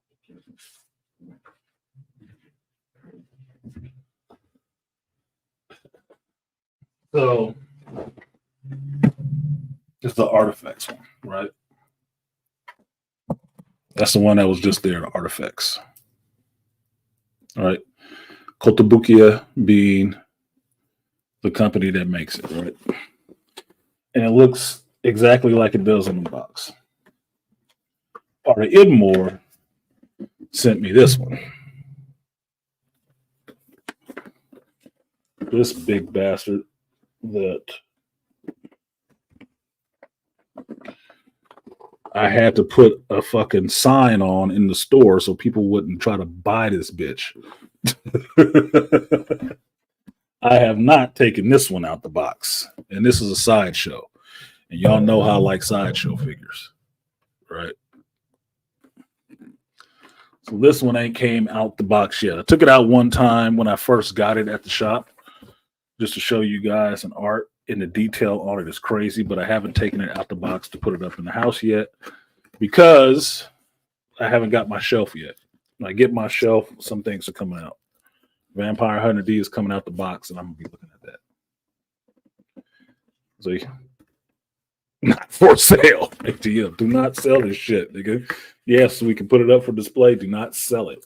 This is not for sale. It's my shit. People hate that in retail stores when they see something cool and they say, "Oh, how much is that?" It's not for sale. Then why is it up there? Why are you asking? Fucker. $3,000. You got it? No? Then shut the fuck up. Yeah, big old don't inventory sign.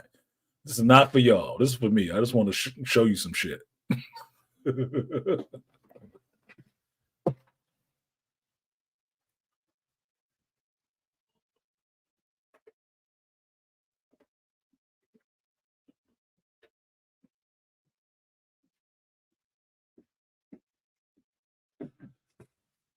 So I was falsely crediting the one I bought myself to Artie Idmore. My bad. But still respect to you for that one, because that cost a shitload more money than the one I bought. But I like those artifacts called the Bukia statues. I think I have a Magneto sitting in there because I opened a small box of just statues and pop figures. Because I buy that stuff. I don't buy everything, right? I'm really selective on the stuff that I buy. It has to have some resonance to me. And some of that stuff in there, you cannot buy anymore. You can't. So I have one-offs of things that I enjoy. So I can't decide on putting the shelf up behind me right here or just leaving it in the living room where I want to see it and look at it myself. Because that's the kind of geek I am. Everybody, for me, they have to be strategically placed in the home. Like you can't see it right now. My Korniko Sama, the little black cat from Trigun, is sitting on top of my shelf right there. This is just a bobblehead figure, but I like the cat. So that's why I got it. Yeah, so you did send me the sideshow. This guy said, "Thank you, me. Thank you, me." When I get my shells, I'll send you some pictures of my collection. You do need some shells. I told you that shit when you showed me. I think it was when you was moving or whatever. You showed me that pile of all them goddamn statues and shit. Like, get a shelf. What is you doing? All that goddamn money, all you doing is buying shit and not putting it on the shelf. Man, stop living like a hoarder. Get you a good shelf and put that shit on the shelf. Even if you leave it in the box. Put it up. My only thing with taking everything out the box is I don't like having to clean all that shit. I got allergies. I don't like kicking up a lot of dust like that. No fucking way. I'd have to have a special vacuum just to suction all that stuff down with a little brush attachment and shit. Because I don't want the dust in the house. I don't want it up in the air and I get have my nose inflamed. No. No. So that's why I try to keep everything clean and not have dust everywhere. Or a lot of surfaces I have to actually dust. I do not like that shit. She texting me fucking now. Doing the show. So, like, share, subscribe, support the stream if you feel so inclined. Did I get a shout out to what I won? Yes, I did. I did give him his props. Let me go ahead. Get that out. So, at least an IKEA Deloft equivalent type of display. I don't know what that is. The one I'm looking at is not IKEA. It's a corner shelf because I have a corner spot that I want to put this stuff in. And I have a particular color scheme going on. And I like a clean look on my shelves because I'm a carpenter. So the shelf in and of itself has to be artistic and interesting. I don't want no just straight up woods rectangle sitting up there. Fucking way. But this one got some black steel piping, some LED lights, nice spacing between the shelves so I can put my taller Vampire Hunter D and Blade statues on separate shelves and they can be in full view and shit. With the LED, shit gonna be monstrous, nigga. Monstrous. You're gonna build a shelf with plexiglass around it? Yeah, but what kind of builder are you? Is it gonna look like shit? It's gonna look like shit, just buy it. If you can actually build and make it look good, because finished carpentry and cabinet building is a completely different skill, then do it. But otherwise, fuck around. Just buy one. Recognize your limitations. Yeah, and the LEDs, yeah. I like LEDs. I like lights. I do. I like lights. I always have. And the LEDs work. It's just having enough of them. That's all it is. Having enough of them and getting them to light in the correct way, because that's all a part of an interior design and shit like that. Where you put lights to give you enough light in a particular area and the intensity of it and the color of it, right? For me, I like it when the light source itself is hidden. Can't really see where the light source is, but it gives you that illumination without you having to see the light source. It doesn't have to be direct. So,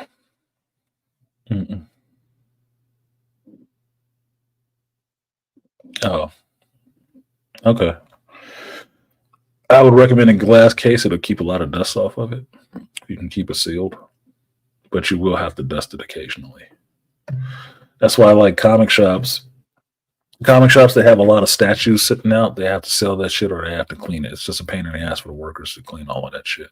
Because some of these statues might not be as well made. Like when I dust my Black Panther statue, thing I'm worried about is the goddamn claws because they're smaller pieces, right? So I worry about breaking those when I dust it because it's in that position. Video, not audio.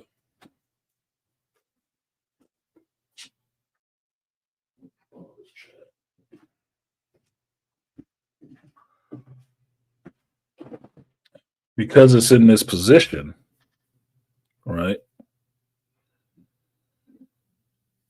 If I'm dusting it, it can get hooked and break it off. And I don't want to be trying to glue a fucking fingernail back on my Black Panther statue. It'd make the whole statue look like shit to me, right? So I got to take some care with it, and I want to use the thing that I use to clean it is good because it's soft. It's like individual little bristles and shit, but it does get it clean without tugging on it too much.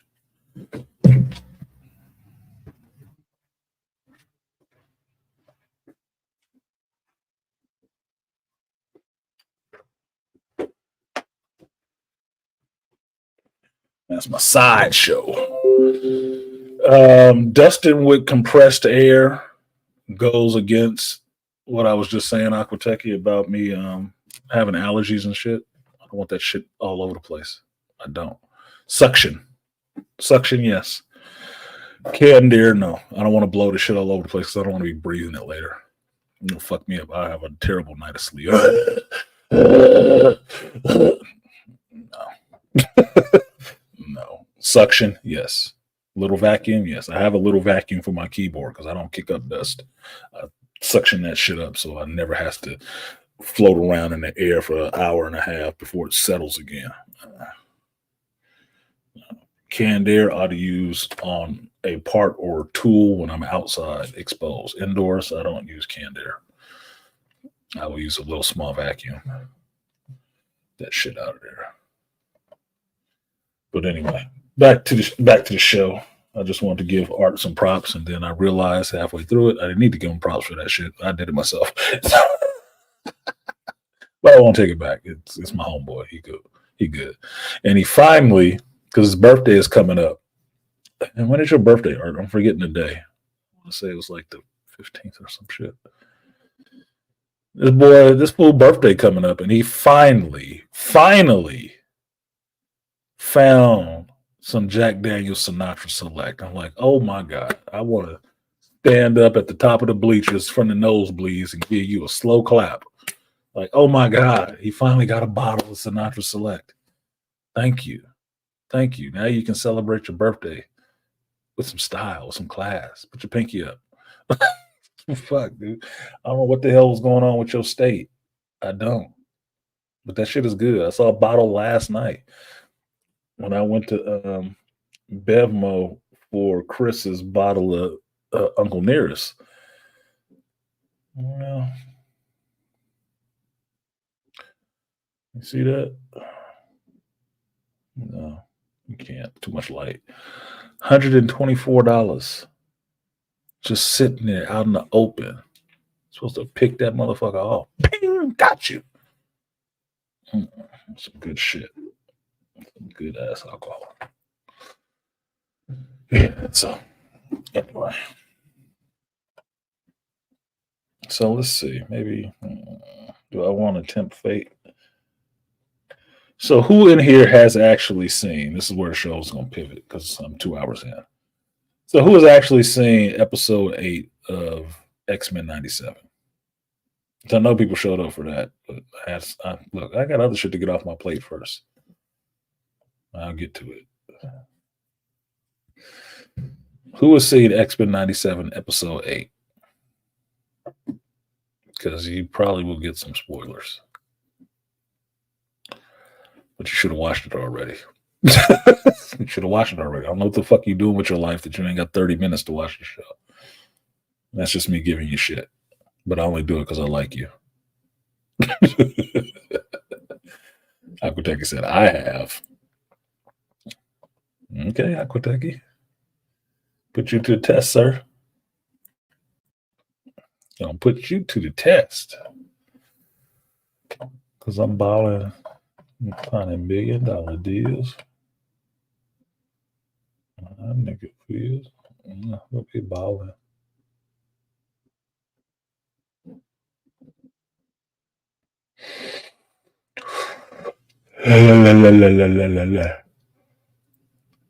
Excuse me. Catching up with me. Where is it? I know I have it. It's not in here now. Fuck. I don't know where it is. I have it. I'm going to watch it after work today. Okay, Malika. Do you want... I hate excluding Malika, y'all. I don't like to exclude Malika. But I know his schedule is kind of where he gets to watch shit. I learn shit about people. I know when he gets to watch shit. So I'm always tepid about mentioning certain things because I don't want to ruin it for him. Because he's a cinephile like I am. So I know that shit bothers him a little bit. Like, oh, nigga, that was actually good. I didn't need to see it. Right. I didn't need to hear about it right now. Didn't need to hear about it right now. And I just went over this whole thing with y'all with Chris about how I don't like to ruin shit for people. But I gotta go around it a little bit. I gotta talk around it a little bit. Just for this Malika's sake. I'm gonna talk around it a little bit. Now,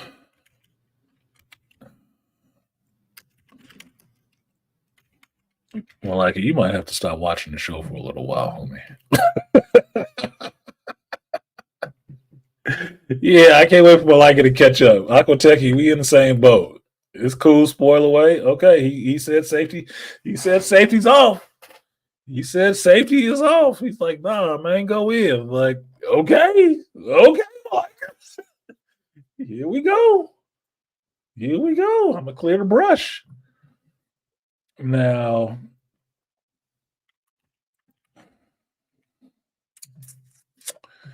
let's see if I can find this clip. Yep, here it is. Now, me and JT was talking about this when he finally saw the episode. He texted me and was mentioning some shit like, so the X-Men 97 or some shit like that, right? He had some snide remark in a text message, like just it was sounding hella cryptic and shit. But he's like, so Magneto. So what it reminded me of is a specific scene. And we'll just go for the gusto and go from there. Now, I might invite some of y'all. Let's see if we can do this without getting them porn on the screen. Let's do that. Because y'all may love the sound of my voice. I'm indifferent about it. But maybe you might want to talk about this shit a little bit, especially if you've seen it. I like to hear some geeks talking today. It's Revenge of the Fifth, so we can do that shit. So I'm gonna bring this up right now and say fair use, fair use, fair use. Now, when I thought of what I saw in X-Men 8, it sparked a particular memory for me, right? That most people weren't aware of, right? Because they probably hadn't even seen that movie.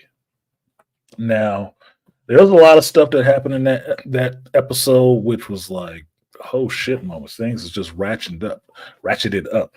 And it's only the first part of a 3-part arc, a 3-part finale. This was just the opening. This is the opening gambit, as it would be if you play chess. It's just the opening gambit. I'm like, damn, they went hard. But what happened, and it reminded me of this scene, and I'm gonna play this scene for you guys real quick. And if you haven't seen the show, sorry for the spoilers. Spoiler alert.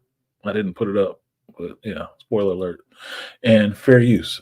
Fair use. Fair motherfucking use.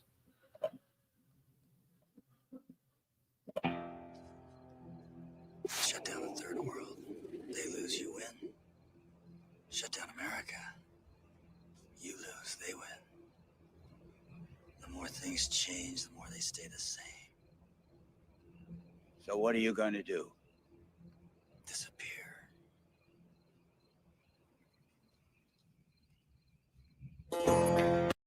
Now, for all of you who don't know, I'm a big fan of John Carpenter.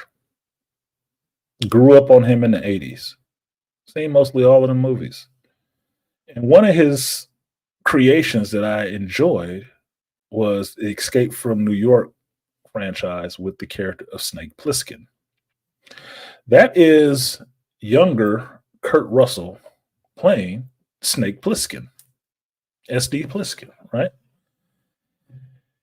This movie is Escape from LA. This is the sequel that they made, which was kind of shit. It's kind of shit, but it was some interesting stuff in there that you can see kind of coming to fruition right now, especially with the rise of BBLs and shit like that. There's some people in here that lived in Hollywood that was just addicted to plastic surgery. They turned into fucking cannibals and shit. If you want to get an understanding of what they look like, go back and watch The Ghost of Mars and the people who was going crazy and shit. Yeah. But one of the most gangster things that I saw in this movie, because I like the Snake Plissken character, was this ending. This ending was so fucking gangster. I was like, bruh, he just wanted to be left the fuck alone. Stop nobody manipulating him no more. None of this shit. Just leave me the fuck alone. And it had one of the most gangster lines at the end of it, too. Now, when I saw X-Men 97 episode 8, this is what I thought of when I saw that shit. And it works the same way. Here we go. Now, what he has in his hand is a device, and it's a control system for this satellite system. The government, the president himself he just wanted to be the president permanently, in a sense. And to blackmail these other countries into doing what he wanted, these ring of satellites would send out EMPs. And he had a code where he could target individual cities, individual countries, and shut their shit off. EMP their ass and send them back to the fucking Stone Age if they didn't follow suit. But what he also had was a world code. And the world code is what Snake Plissken is entering now, because they sent Snake Plissken into LA to find this device because the president's daughter stole the shit, right? Took it into LA, which is a prison colony now. He recovered it, and he's understanding how the government and all this stuff is acting, and he's decided he's going to put in the world code. Fuck it.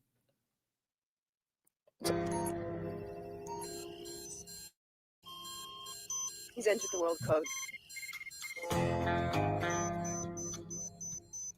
No target code.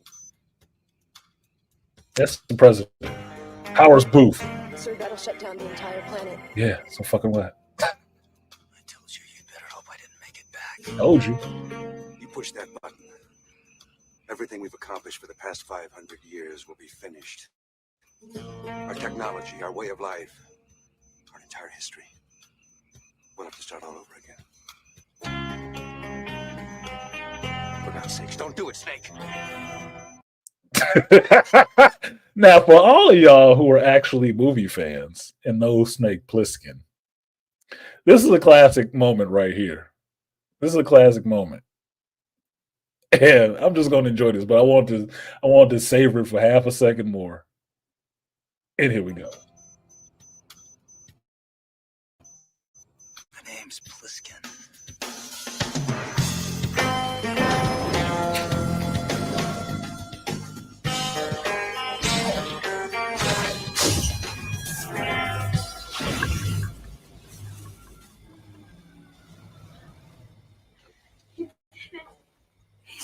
Now, that was the president's daughter.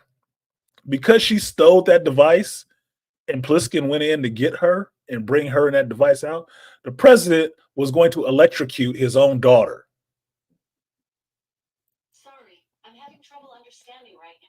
Be quiet, Google. He's going to execute his own daughter.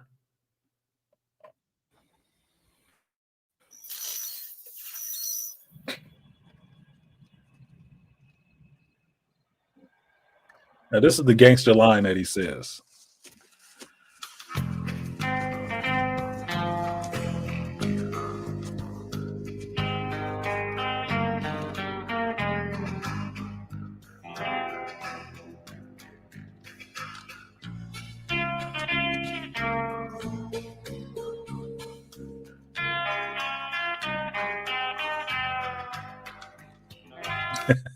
Now, it's funny because smoking was outlawed. Sound familiar? Smoking was outlawed. You couldn't smoke, you couldn't drink, you couldn't have sex, none of that shit. And you're supposedly free. Now, he shut down the whole world. He set off the satellites with EMPs for the whole world. Everything is off. He shut the fucking planet down. And that's what he meant by he was going to disappear because he was tired of the legacy. They kept finding him and pulling him up to do some dirty shit. He was tired of that shit. Like John Rambo, man, I'm sick of this shit with these people. And so that's what he told him. What are you going to do? We'll have to start all over. We're going to disappear. Now, he found some cigarettes. This is the gangster line that I'm talking about. This is the most gangster line.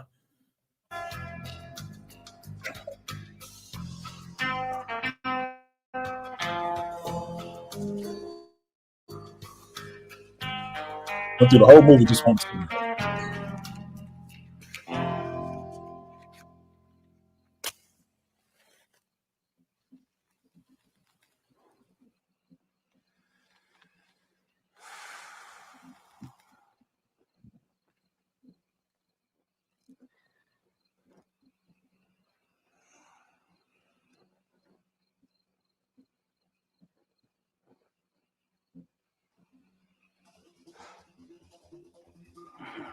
Welcome to the human race.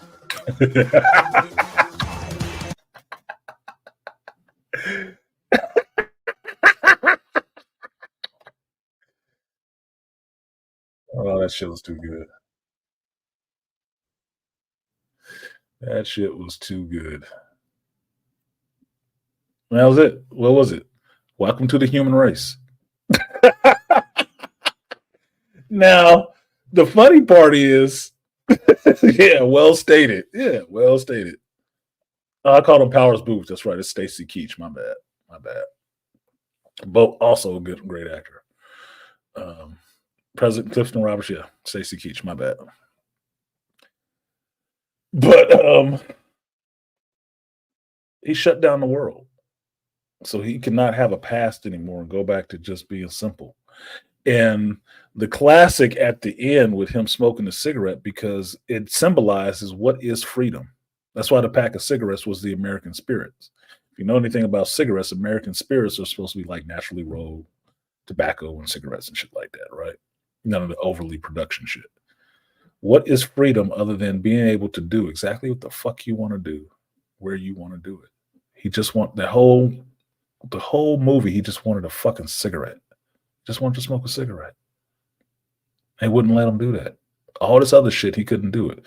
End of the movie, he finally found a fucking cigarette and got to have his smoke. And it was a smoke of freedom. It was a smoke of, I get to do this and ain't nobody gonna tell me, be watching me, telling me what I can and cannot do. Go back and make a fire. If you can take care of yourself, you don't have a problem. Welcome to the human race. Because now it's back to being a race again. Get your skills together. He'll be fine. Because like you say, you don't worry about what's in the woods because I'm the baddest thing in the woods. He'll be fine. Trust me, he'll be all right. The rest of the motherfuckers, screwed. Screwed. Right? Now, going into X-Men, sorry, Malika, spoiler alert, but Magneto taking a trip up to, the North Pole and setting off a little EMP action. Gave me them Snake Plissken vibes. Like, oh shit, he did it. Yeah. That's why I like Magneto. He can do shit like that. Why? Because his power is inexhaustible. His power is part of the fundamental structure of our universe. And he manipulates that. You fucked up. And he ended this shit with just one word. Enough. Not no more mutants. He did less words than Scarlet Witch. No, he just said enough. Boom. And shut down the planet. I was like, my nigga. You really should be listening to those people who've been oppressed. You really should probably be listening to them. Because that's what you're really afraid of. That they get some power and try to exact some kind of revenge on your ass for the shit that you've done. That Magneto shit was awesome. That was a good way to end that episode. Because it gave you that what the fuck moment watching a show that is not for kids. Yeah, worldwide control, alt delete. Yes. He entered the restart button. He hit it himself. He just floated down on top of it. Control, alt, delete. Let's restart this shit and see how it works. Look, he warned them. He warned them in the earlier episodes. He warned their ass. Look, I'm trying to be good. He gave them the Jewel speech from Pulp Fiction. Look, I'm trying to be good, Ringo. I'm trying real hard to be the shepherd. Because any other day, your ass have been dead as fried chicken. Well, guess what? Fucked around and caught Magneto, and it became the wrong day. You tried that shepherd shit. Didn't work. You didn't want to listen. You were too arrogant and too ignorant to listen. Fine. So let's just start all this shit over again. How about that? See, here's the thing about these mutants that's funny to me that people don't actually realize. You realize a lot of these mutants can mess with the fundamental structure of the universe, that mutants should be able to create their own power sources. Nobody thinks about that. Now, during that Krakoa shit, they had their own independent kind of shit, right?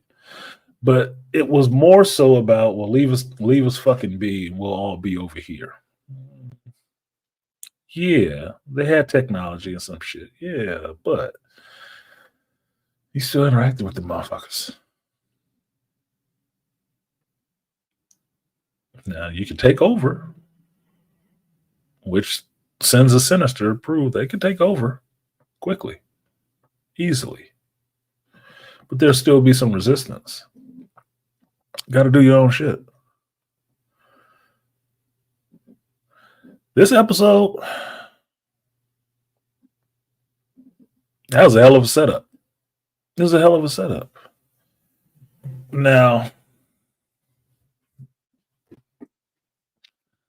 fallout from that Genosha shit was inevitable. And Bastion going in and operating Operation Zero Tolerance and setting it off was a major step. And I told you, this was what I was looking for. This is why I liked the whole story with the Prime Sentinels and shit, because it was like some invasion of the body snatcher shit. You don't know who was and who wasn't until the motherfucker sparked off. And as soon as that programming engaged, you had a whole problem on your hands. And it would be people you never expected. This is what Secret Invasion should have been. This is what Secret Invasion should have been. People turning up and becoming scrolls. You was having conversations with, being buddies with, all the rest of the shit. All of a sudden, it's a goddamn scroll. And they trying to take over all of this shit. And you're like, oh, fuck it. It's like that moment in They Live where the dude was like, what's wrong, baby? Like, I'm fucking this dude. This ain't even a human. Like, that episode was dark. And because of all the transitioning of bodies and stuff like that, it's not a kid's concept they can understand. And I don't think kids are stupid. I never thought kids were stupid because I was a child and I wasn't stupid.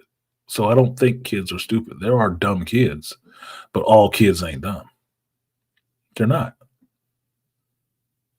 And when you play to them like that, like they're all dumb, you get some dumb shit happening. This story, it might be good for kids to watch. They may not, given the age of the child, they may not understand it completely, but it will make an impression on their mind that they will think about that shit as they grow. It will incept an idea into them that can become their identity. And understanding that that kind of bigotry that Bastian was exhibiting leads to, world-ending consequences. It does. Now, for Malika's sake, my review did not go up yesterday because I was preoccupied with other stuff, and then I went and hung out with Chris and JT. So my review is still here on this computer. It just doesn't have any flourishes on it, which I will probably try to finish today and get up. So some of this will sound like repeat if you watch the review.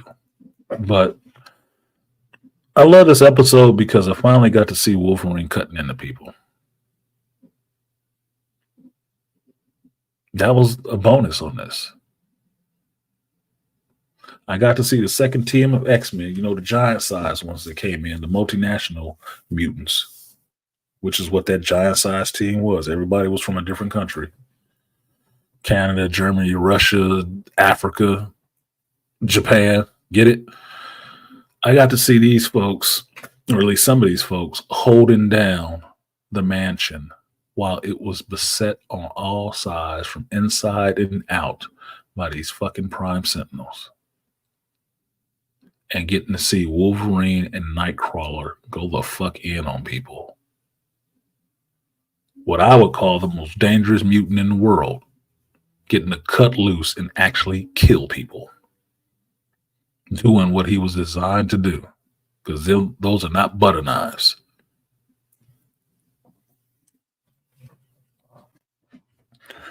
He ain't got adamantium on his claws just because it's good to shred paper with. Oh no.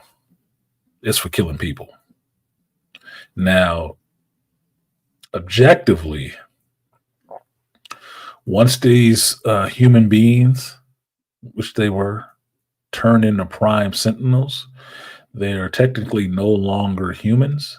They're like cyborgs. So it's mostly machine. It's not a lot of blood involved, but they let you see Wolverine killing things, slicing them up. And I was fine with that. You got to see Nightcrawler killing things with the Errol Flynn swashbuckling swords, which the version of Nightcrawler I love. I love Nightcrawler with swords. If Nightcrawler was a trained ninja, you'd be like, yeah, that works. Awesome. Awesome work. The Wolverine and the elf just getting it. Oh my God. It's doing my geek heart good. I was sleepy when I started watching that episode. I was wide awake by the time it was over, and that was 30 minutes. Wide the fuck awake. Like, shit. I can't go back to bed. No, I need to do something else. Now, the other part that was awesome in this, because you got the team splitting up a little bit, right? Is Cyclops, Cable, and I don't know, are they calling Jean Phoenix right now? Or are they just calling her Marvel Girl? I just keep calling her Jean. I always thought that was the weirdest thing with Jean Grey. She ran around most of the damn time in costume and get called her actual government name. And look, in lieu of having a decent name. Yeah, they still keep calling her Jean. Thanks, Aquateki. So Jean was with him. Scott, Jean, and Nathan. Right? You want to keep it Jermaine, right? Like Cable, but calling everybody else by their first names. Anyway, they're running around looking for information on Bastion that Bishop has brought from the future about this site that's possibly the base for a Sentinel. What you find out is Bastion's origin story. And it shifted a little bit from what was in the comic, which is cool in the way that they did it because it gave a reasoning why he would be the way he is without having to go through that whole thing with how Nimrod was created and Master Mold and how they merged together and all that shit. That would have been a lot more convoluted and took a lot longer to explain. They reduced that shit down to, yeah, this thing came back from the future and infected somebody and reproduced. Done deal. Good. And what it harkened on for me was how they were able to introduce the symbiote into Spider-Man 3, the Sony movies, with oh my god, now I'm gonna forget his fucking name, Tobey Maguire, right? Is that instead of trying to go through all that storytelling of Secret Wars and Spider-Man losing his suit and all of that other shit, and instead of doing the version from Spider-Man the animated show where John Jameson brought this shit back from an asteroid, the symbiote just crashed to Earth on an asteroid near Spider-Man and followed him and bonded with him. Simple, quick, to the point. Because the important part is to understand is that the symbiote comes from space. That's the only important part. All the rest of that shit is good story for some other shit. But it was an ancillary idea that, okay, on this alien world, I found this thing. And it made me this suit. But it didn't really make a suit. It's actually alive. Thought it was a vending machine. It wasn't. Okay. So it's alien. It came from somewhere else. You just have to get it to Earth. You just have to find a way to get it to Earth. And in this show, they did that with Nimrod, creating Bastion. You just have to get it to this timeline and have this child be born. That's it. You just have to get it here. It came through a portal, latched on to the first person it grabbed, and that person, in turn, had sex with a woman and had a baby that became Bastion. This humanoid, computerized thing. With a hatred for mutants. Because like Brandon Breyer in Brightburn, this motherfucker got some programming in his head that he don't understand where it's coming from. And it's talking to him the whole time. Whole time he growing up, he hearing these thoughts. These robotic machine fucking thoughts about hating mutants and all the rest of this shit and how to go about this stuff. Damn. I mean, he never had a life of his own. Never. That's more interesting to me. That's more interesting to me. It makes the character terrifying and sympathetic. You feel sympathy for him, like, oh man, that's messed up. But you also terrified, like, this motherfucker will go too far. He will go too far. If he can't control that demon that's inside of him, he will go too fucking far. I love that part. And out of that part, you get the creepy ass scene with his mama turning into a thing. Like, what is this old bitch doing here? Don't trust her. No. Don't trust the old lady sitting in the dark in an empty house. Nope. Talking about, oh yeah, they told me you were coming. Grandmama, what's wrong with you? This bitch senile. Why they leave her by herself? She ain't got no handler? Something ain't right. Something's not right in this house. But through Jane's little manipulation of her psychic abilities or telepathic abilities, picking up a little bit of clairvoyance, Cal Kestis style, on the history of things, you learn the story of Bastion. You learn his origin, which is fine, which I thought worked. It made it more interesting. But then, yeah, Aquateki, Grandmama's transformation was that body morphing shit. That was a little unsettling as fuck. It was. It made it low key horror movie, and I was straight off to the races with Invasion of the Body Snatchers and shit. Like I was getting visions of the Thing, where the spider legs grew out of their head and shit. Like, oh, bro, what the fuck? Get out the house, okay? Leave. Summer's family, we clearing out, okay? Act like it's winter. It's time to go. Like, I was loving that. I was loving that shit. It was unsettling. It was. But it was cool to see Scott, Gene, and Cable all working together. And the one thing I missed in this is that you didn't see Cable using a lot of his actual telepathic or telekinetic abilities.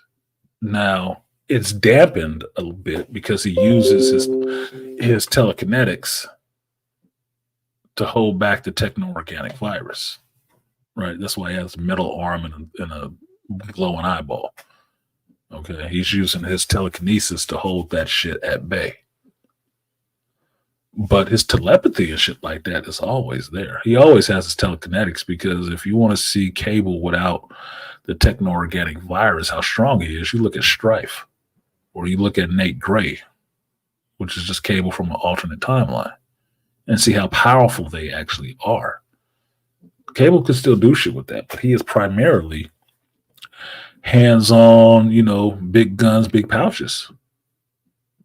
Shout out to Rob Liefeld. That's what he primarily is. Yeah, he got some mental abilities too, but he will be blasting you first. So it was cool seeing them trying to escape these prime sentinels that came after him and them working together and understanding the legacy in a sense that's there. The woman that looked like his mama. Actually, the mother of his sister that he don't know is the one who trained him in the future. His father and him. And I said it to me, like, shit, the only thing that could have made that scene better is have Alex show up or have Corsair there. Have Grandpappy Corsair there. That'd have been cool. It'd have been fucking cool to me. It's like, damn, that's Summer's Clan, man. There's something special about them. That was cool. It was. Just as cool as Wolverine and Nightcrawler and Beast trying to hold it down at the mansion. Now, I didn't like that Beast was getting just beat up, but it is what it is. They never let Beast just really cut into people because he big and blue and furry and nice and articulate and all the rest of that shit. Yeah, Beast is superhumanly strong. You went and watched Planet of the Apes, right? Okay, well, that's kind of like what Beast is like. That motherfucker's strong as shit. It can be savage as shit. He does not. But in a fight, he can go. So I'd like to see that a lot more than him just getting his ass kicked. Because it makes him all brain and no brawn, and that's not what it is with Beast. It's not what it is at all. He's controlled. Which I like to see him lose control. At times. Just go in. Start putting them big hairy palms on motherfuckers. Now, the last part of this was Magneto and Val. And that was an interesting little conversation to have because you find out that Valerie Cooper was kind of involved with the zero tolerance shit. When she was on Genosha, she knew what was going to happen. That's why she was there. Yeah, Beast going beast mode, for real, Aquateki. Val knew, and she was a part of this shit. And that's kind of fucked up. But Val Cooper is an interesting character, but she's a complicated character, especially when it gets to dealing with X Factor and stuff like that. She's kind of complicated. She worked with the government.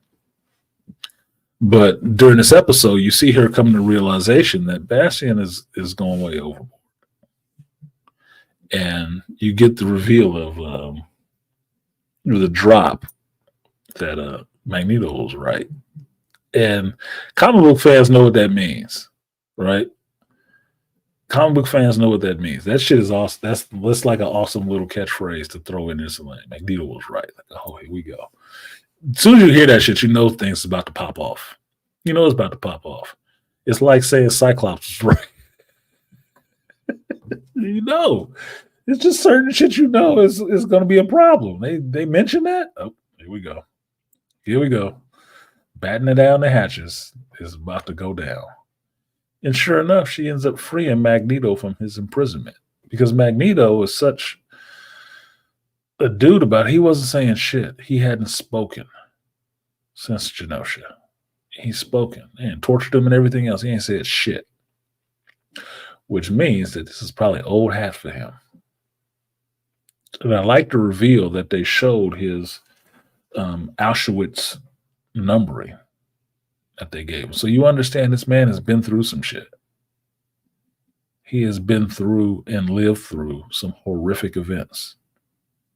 And he is not coming at humanity with a pie in the sky ideal of what they are and what they should be. He's coming at it from the real world example of no, these motherfuckers are savages. They can be savages. And if we're better than them, we should be. Fuck them. He tried to do it Xavier's way. Xavier's way is not Magneto's way. Make no mistake about it. It's not Magneto's way. And after he saw what he seen, he told them what was going to happen. They didn't want to believe him, and this shit happened. Why do you think he ain't talking? There's nothing else to be said. He said it all beforehand. Nope. This is what y'all will do. And sooner or later, it will happen.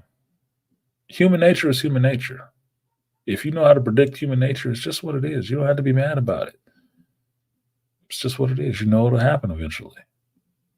And that's where he was. And sure enough, it happened. He didn't have nothing to say.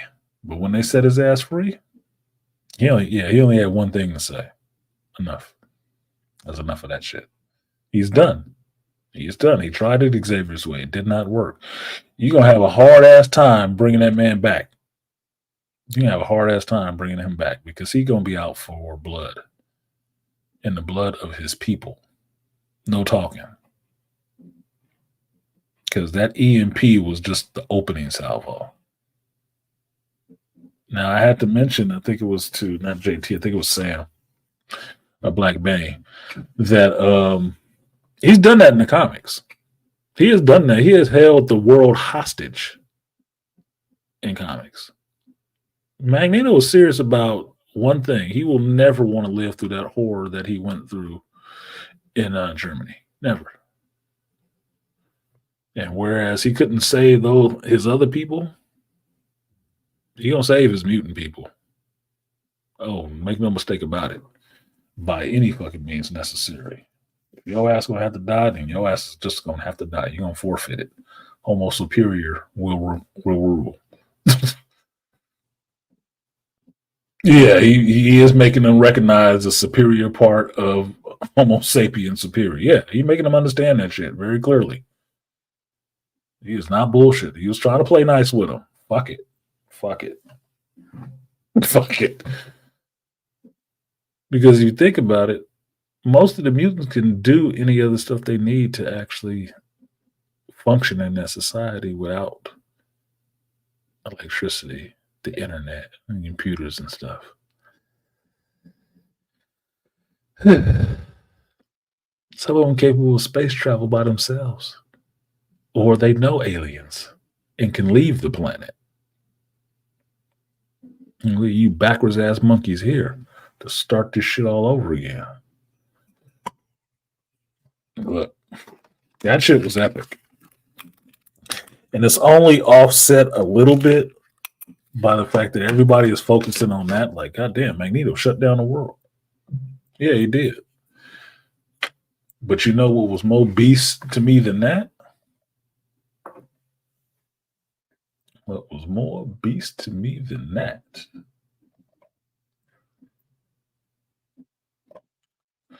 Was, at least for me,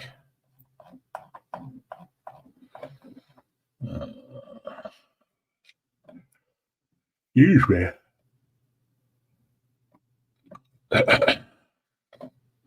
Hmm.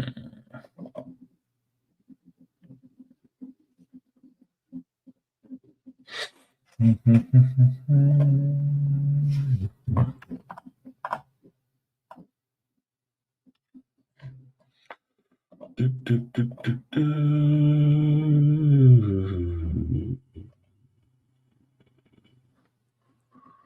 I think that's it.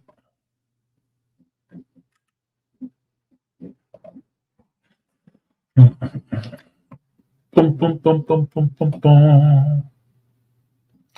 Niggas be counting me out. Loading my bullets. I got my clip. Why is this not working? I just put something in a cup. There it is. Just something I can feel. What was more gangster than Magneto shutting down the world? This bald-headed beauty right here showing up, crashing the ship like he stole the motherfucker, and just putting his hands to his head, and to me, my X-Men. Like, now, understand something. Charles is a nice guy. Okay, Charles is a nice guy. He tries to be very nice. He's a teacher, right? He's a nice guy, right? But make no mistake about it, that ain't what Charles hold back inside of himself. Because everybody would think now, oh, Onslaught.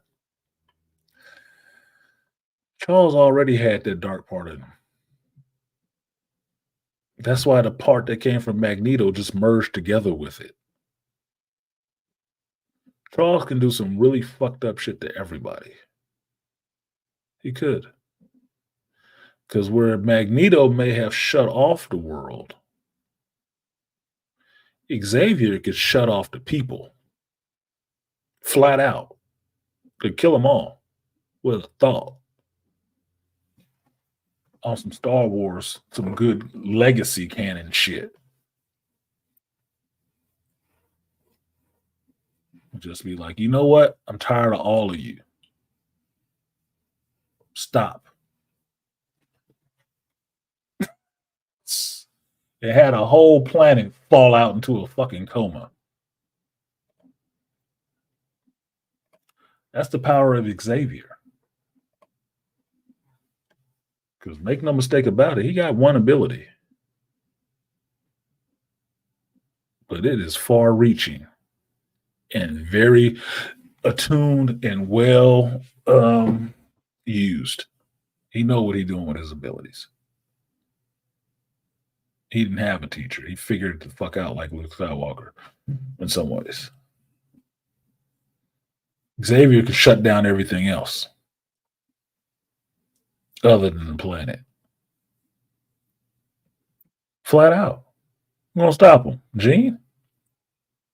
Emma? Get the fuck out of here. I'm not British, so I'm not putting that much stock in Emma like that. She's on the tier. And she third. She ain't first.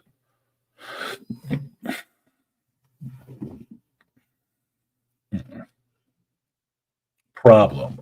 I amped when I saw that. When Charles showed up, and to me, my X-Men, it's like everybody know that's the rallying cry. They are forming Voltron, and they will form up. And I don't know if they're gonna fight Bastion first or fight Magneto first. I don't know, but I'm waiting. I'm just waiting to see the conversation between Xavier and Magneto after he has shut down the damn world. That is going to be a conversation to be had by two friends. Like, Eric, what the fuck? What the fuck, Charles? You're like, what? What, Charles? What? Do you know what happened on Genosha, motherfucker? Like, yes, I came across the galaxy because I felt it. Like, okay, then. So you know why I did what I did. What are we talking about? Look, that is going to be a conversation I want to see. I want to see that conversation because that has to be some good television. Just the two of them talking with each other about that shit. Because I don't think Magneto knew Charles was still low-key alive. I don't think he knew. So it should be very interesting to see the reveal of Xavier to Magneto, and then Xavier talking to Magneto about what the fuck he just did. They also got to deal with that bastard shit. So they're going to have to pull it together. They're going to have to have a moment and pull that shit together. Like, man, we'll talk about this afterwards. Yeah. Look, Techie, I think that's why it's 3 parts. Because the next part you have to have the two of them talk. That is an episode in themselves. Because Charles is going to have to try to rationalize with Magneto about why we shouldn't be killing these people. He's going to have to try to rationalize with him about that. And Magneto is going to be, no, Charles. No. They had their chance. They had their fucking chance. No. I was there in Genosha. I saw what they did. No fucking way. I'm serious. That's going to be a conversation to be had. I'll watch that for 30 minutes, man. I will watch that for 30 minutes. You know those two characters? You know how they get down on an intellectual level? That's going to have to be some good writing. It's going to have to be. And I'm sure it will be better than Jessica Gao trying to write courtroom drama in She-Hulk. I'm sure it'll be a hell of a lot better than that. And I'm down for it. I'm down to see it. I want to see it. Yes, give me one episode with Xavier and Magneto just talking. And then we can get back to the rest of the story. I'd be fine with that because they gotta have a come to Jesus. They gotta have a come to Jesus moment. What is this?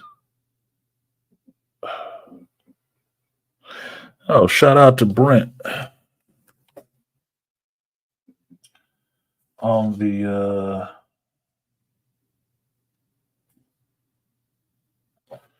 PayPal side. Shout out to Brent H on the PayPal side. I just saw that alert on my phone. Appreciate you. I will give you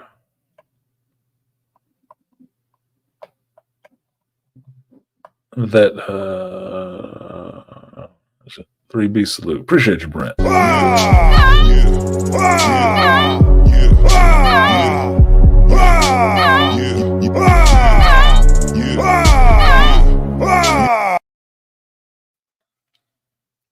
So I'd be down for that. This episode was very good. And I'm telling you, this is some of the best television I'm watching during the week. Fallout is over. It's done. Bad Batch is done. Thank fucking God. But that's neither good. It's good that it's over. It's not good that it was on. This is some of the best stuff I'm watching right now. And I look forward to it. I very much look forward to it every week. I do. This is a show I don't mind staying up late to watch after a long day. I don't mind doing a review on it. I just try to keep the review down to a certain amount of time so I can have some time to get the shit put up for you guys. Be concise and just get it out there. I'm not worried about being the first one to put something out there. That'd be pointless for me. It's not an attainable goal. But I do try to give you an accurate assessment of this shit. And what I'm loving about this show right now is how much it's getting people back energized about talking about this stuff. And there's actually something good in geekdom right now that even casual people who don't usually give a damn about none of this animated stuff are like, damn, did you see X-Men 97? Like, man, what do you know about X-Men? The fuck? That shit was awesome. Really? What was awesome about it? Do tell. I'm dying to know. They loving the shit. Can't say they're watching any of the other shit and liking it at all. But this is good. And it's because it's good, it stands out as an outlier. Like, why is this so good? And everything else Marvel's been creating so fucking terrible. And why did they fire this guy then? It's not making much sense to me. Something ain't tracking. So I love the show. I'm locked in for the last 2 episodes, and I can't tell enough people to go ahead and watch it. Like, Chris, you fucking up. If you didn't spend today catching up on X-Men 97, because he stopped at episode 2, so he don't know the joy of episode 3. He don't know. But he's a comic book reader, so he'll get it when he watches it. He just ain't watched it yet. If he's not binging on that shit today, I don't know what he's doing. Probably still watching Children of Doom. But you can get through that in 4 hours. This other shit, you need to do that immediately. Post haste. It's 30 minutes a pop. Just knock it out and get all caught up with the rest of them. So when it's over, we can all sit there and get it together. Conformity, niggas. Conformity. But yeah, I'm enjoying this. And it's funny to say that on Revenge of the Fifth, basically a Star Wars weekend, there's nothing good on the horizon for Star Wars. And the only thing I'm excited about has nothing to do with Star Wars, which is X-Men. Funny, right? Interesting. But with that, I'm at the 3-hour mark. I think I'm going to go ahead and get out of here. I know AM is live, and he's talking about the Drake and Kendrick tracks, which 2 tracks dropped yesterday, I believe it was. He's squabbling out here. Drake had a better beat. Sorry. He did. My coworkers, HVAC Stephen was asking me about that shit. Hey, did you listen to Euphoria? Yeah, I did. What did you think? Oh my God. I knew it. I fucking knew it, Aquatechy. I knew it. How could it not be? How could it not? Fuck this dude, man. Whatever. Yeah, whatever. Watch it for content. Watch it for content's sake and move on. About another couple of characters I don't give a shit about. More chicks. More lightsabers. Oh my.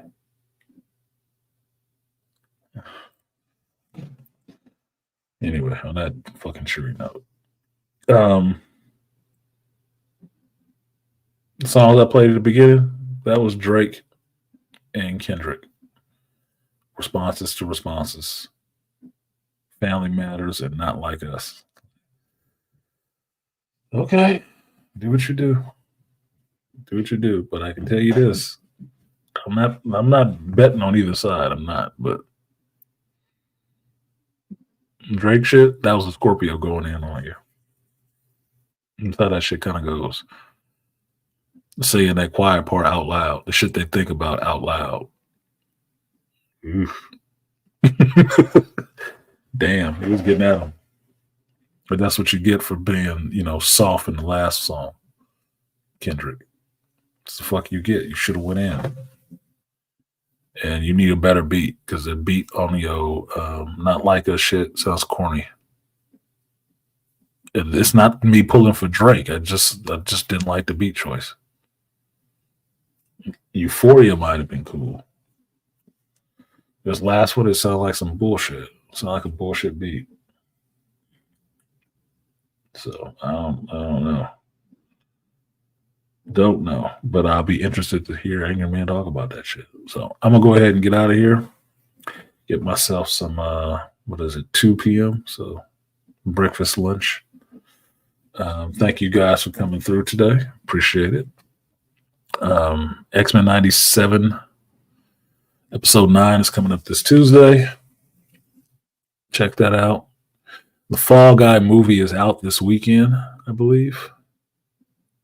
or is it this coming weekend? I don't remember the date on that one, but I'll look forward to seeing that because I was a Fall Guy fan. Lee Majors back in the 80s, stuntman. It made me want to be a stuntman. I'm serious. I don't have a lot of fear of shit like that. It all looks like fun to me. So I'll be interested to watch that and see, match it up and see how it is to the show. Just remember a couple months back, I told you I started watching the show again on Amazon Prime because it's on there. Oh, I watched the shit before I can watch it again. I haven't gone to see the Kingdom of the Planet of the Apes. I don't really feel a desire to go see that in the theater. It'll be something to watch if I go to the movies, but I didn't really have a desire to see that. Like, yeah, okay, whatever. It wasn't grabbing me for some reason. It just wasn't grabbing me. And I saw the rest of the Planet of the Apes movies, those recent remakes. I've seen the rest of those. But it still just wasn't grabbing me. It might be because of the girl in front of it.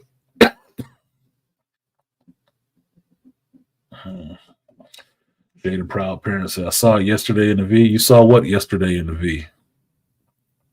What did you see in the vagina yesterday? A Fall Guy? Or Planet of the Apes?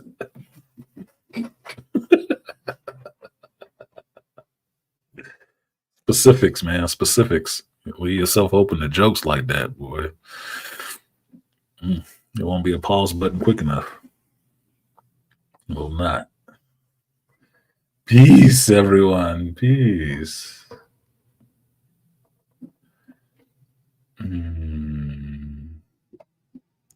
Curious what I think of what? What are you talking about? Context. Subject, predicate.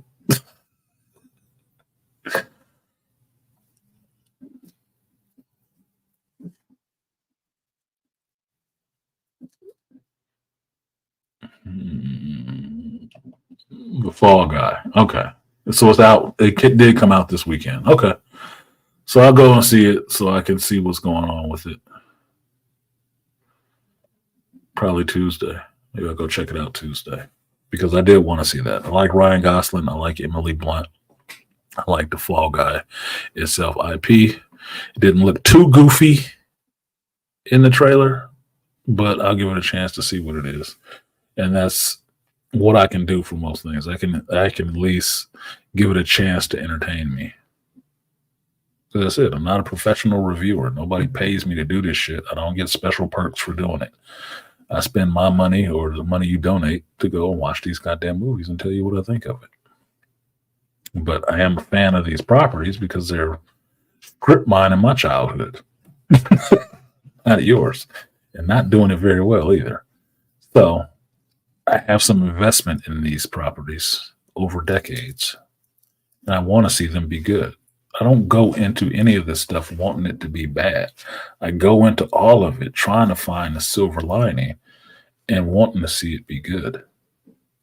Now, like we were joking last night with Chris and Joe and Myra.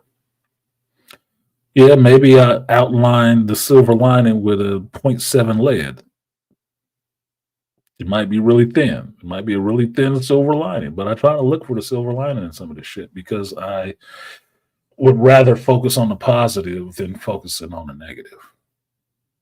I would rather take the good lessons, the good parts out of it, and put that on the scale as opposed to having to add up the bad parts of it and having that tip the scales in that direction. It does me no good. It doesn't make me feel like, this is what my life is supposed to be, watching a bunch of shitty movies. I've done it. You ain't get paid for that shit either. So, anyway, I'm going to go ahead and get out of here. Thank you guys for showing up today. Thank you for everybody who donated in the chat. Malika, No One, Aquateki, One Eye One, Brent, Go Professor, was it Jack and Sportaholic? Appreciate y'all for donating to the stream. This is how this thing runs. It runs on your support. You don't support it, it'll probably start running like a comic shop.